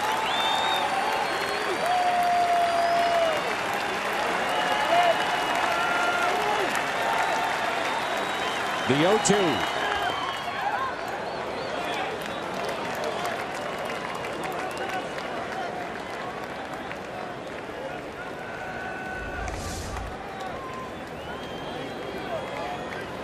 At this point, you take a wild pitch, pass ball, walk, hit by pitch, base hit.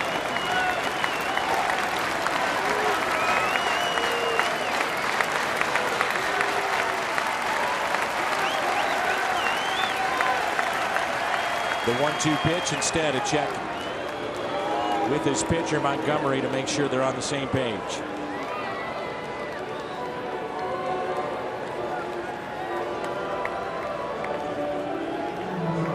Carpenter did have a base hit back in the 7th.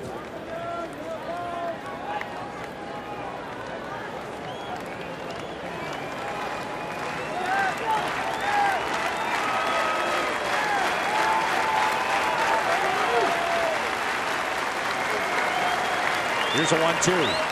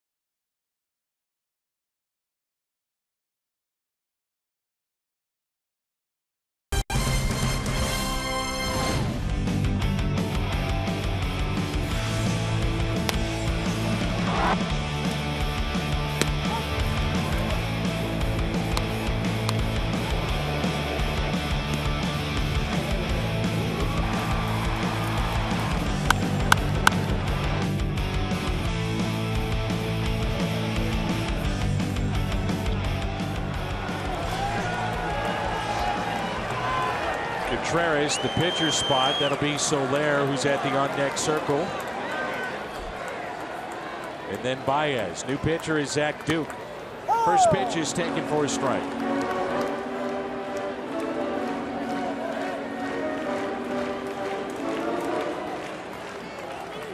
Numbers on Zach Duke. White Sox and St. Louis. Now time is called. 3-3 our score here in the bottom of the 11th.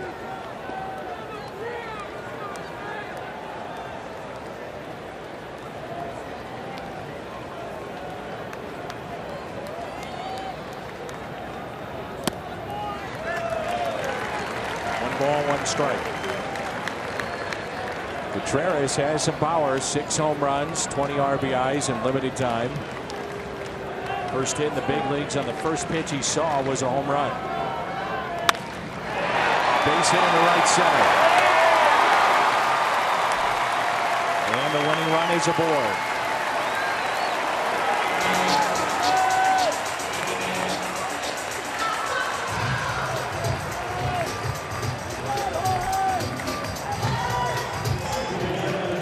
Zach Duke making a good pitch right there. He just off the end of the bat just enough. one out into the outfield for a base hit.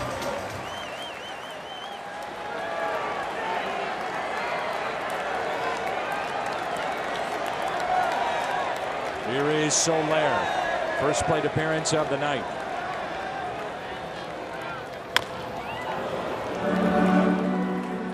Went 2 for 4 on Tuesday. 6 for his last 16. A double, 2 home runs in 4 games since returning from the DL. First plate appearance off the DL was a 3-run homer on Friday.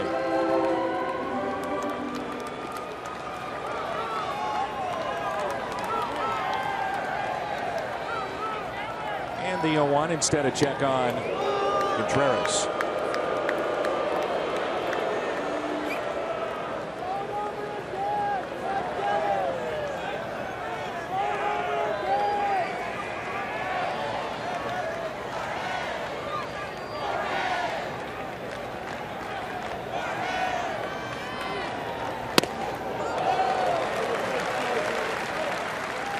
New catcher for the Cardinals, Rosario, takes over behind home plate. You can see Rosario, he's doing the best he can do to make sure that Zach Duke keeps the ball down. Here's a 1-1.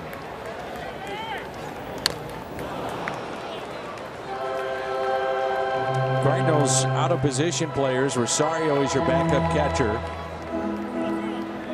Greg Garcia would be your emergency backup if need be.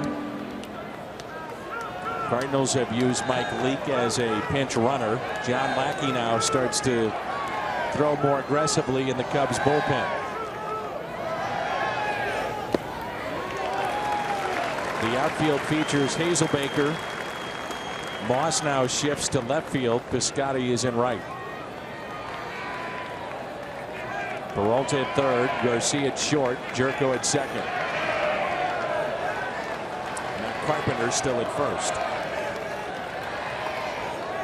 The 2-2.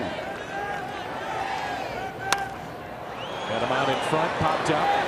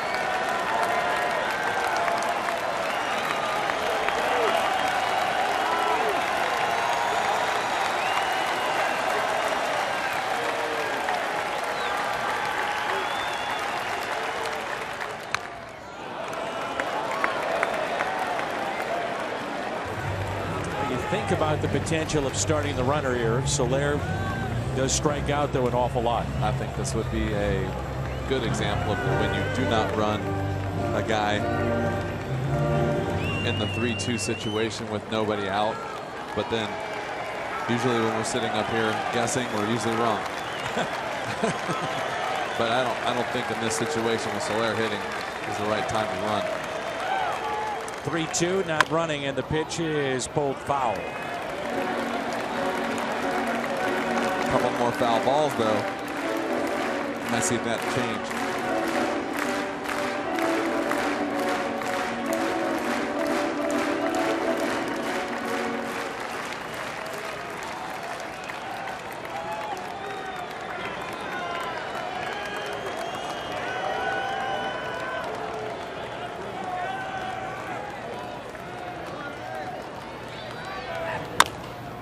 Little chopper, tough play here. This would be a base hit.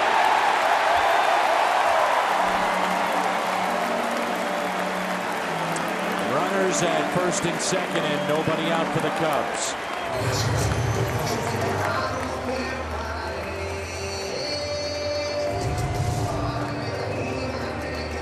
Just a little chopper in that thick mud.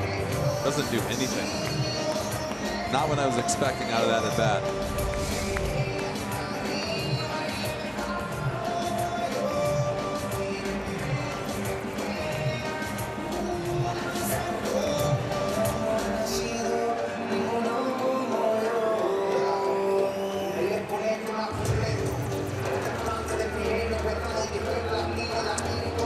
Jonathan Broxton now throwing in a hurry in the Cardinals pen.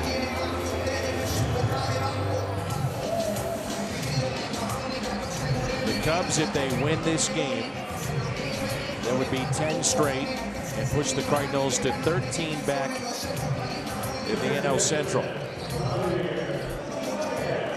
Here is Javier Baez.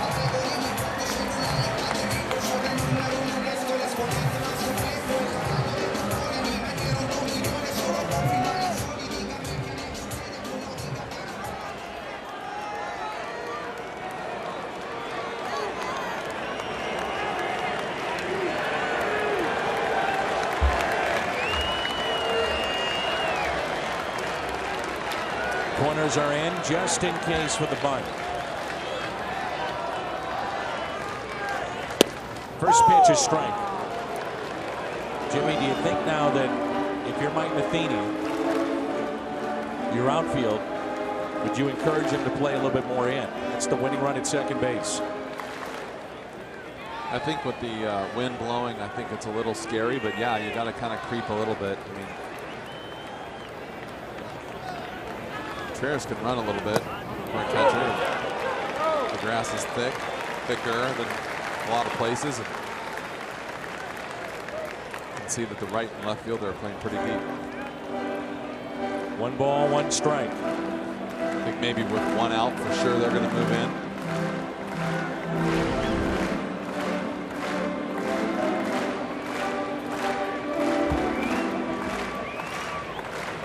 Wind's starting to pick up again. Yep. That's the winning run. Contreras at second base. Nobody out. 1 ball, 1 strike here in the bottom of the 11th.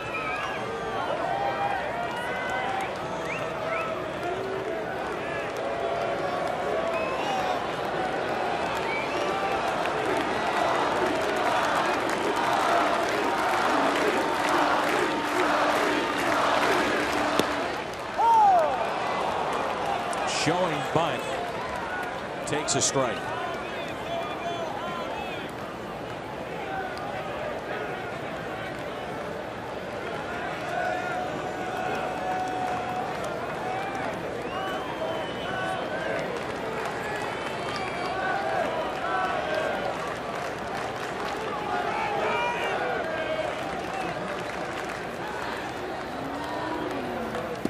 In the dirt, kept in front.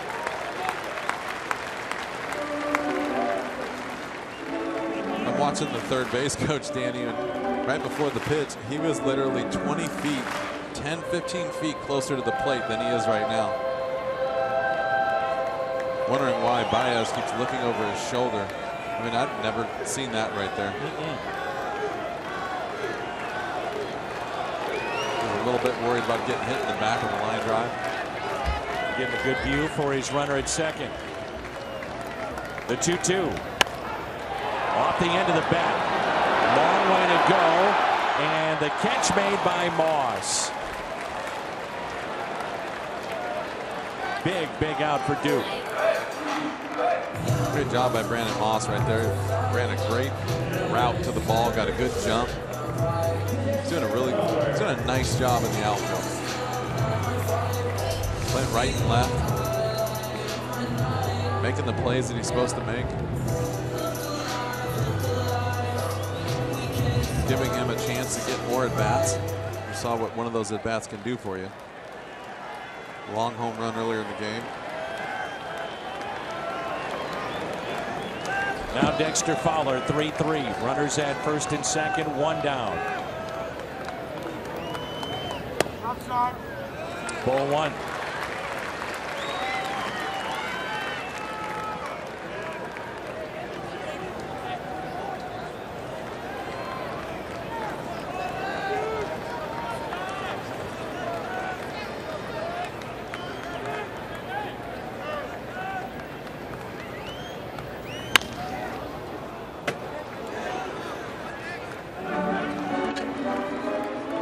It's always a fine line, too, from a manager's perspective. Get that winning run, second base, nobody out. Do you bunt with a guy like Baez who could end it with one swing, put a ball in the gap? Well, normally in a situation you'd probably say no, but the fact that he's hitting ninth with Fowler and Bryant coming up next might not be a bad idea. 2 balls and a strike. Good fastball at the bottom of the zone, just a little bit low.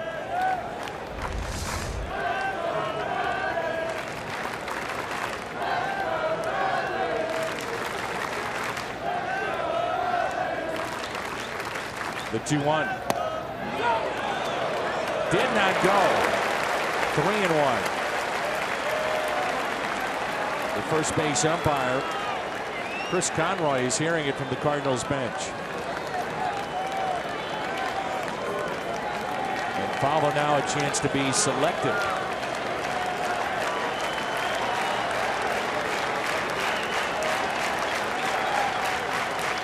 On 3-1. Fowler looks at a ball.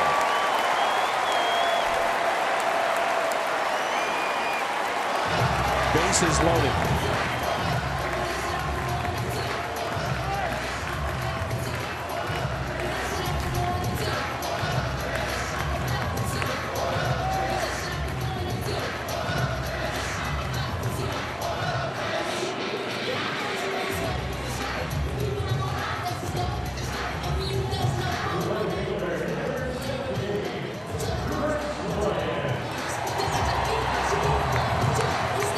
Chris Bryant a chance to end this game. Bases loaded, 1 out.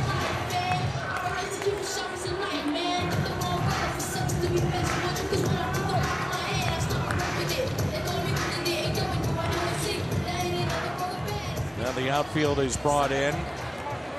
Bryant has struck out 117 times this year. That is a number that I would have not thought of with his swing and his easy approach.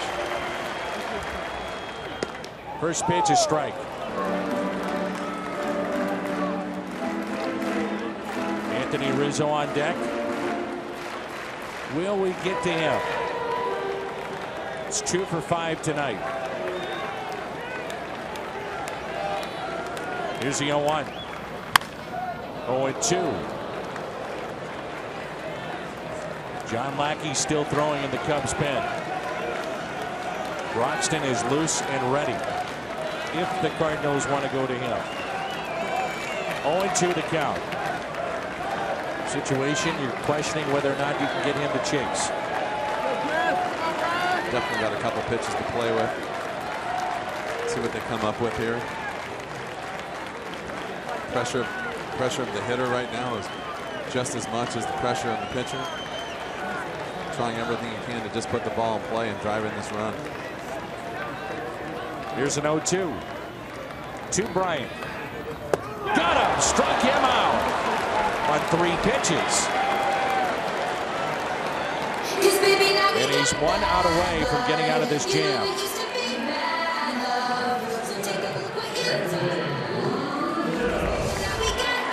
Huge strikeout for Zach Duke.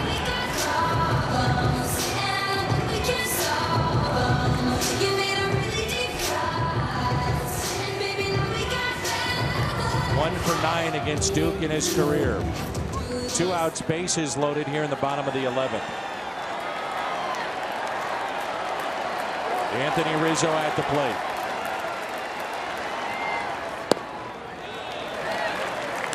He is so much improved against left-handed pitching as opposed to a couple of years ago.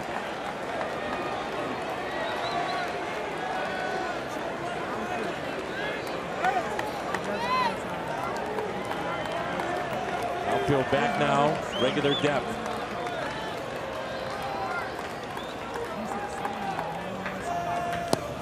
Two and out.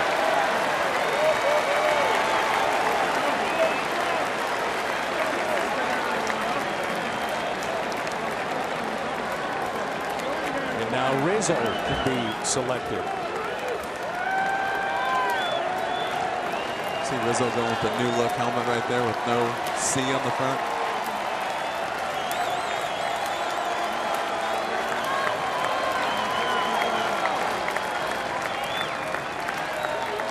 The 2-0 pitch.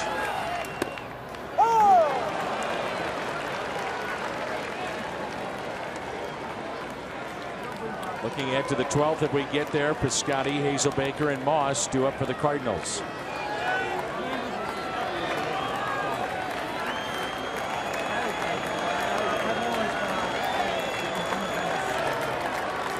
The 2-1 pitch to Rizzo.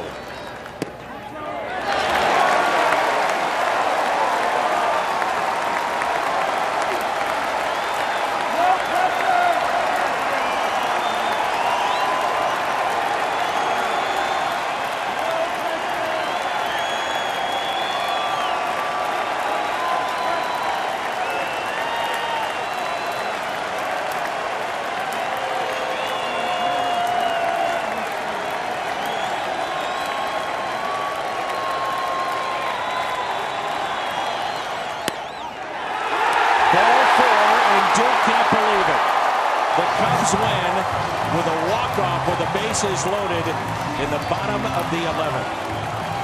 Well, the strike zone disappeared definitely at the end of this game. That was the cause of a walk-off walk, but see that pitch right there? It's a strike. More strike than ball.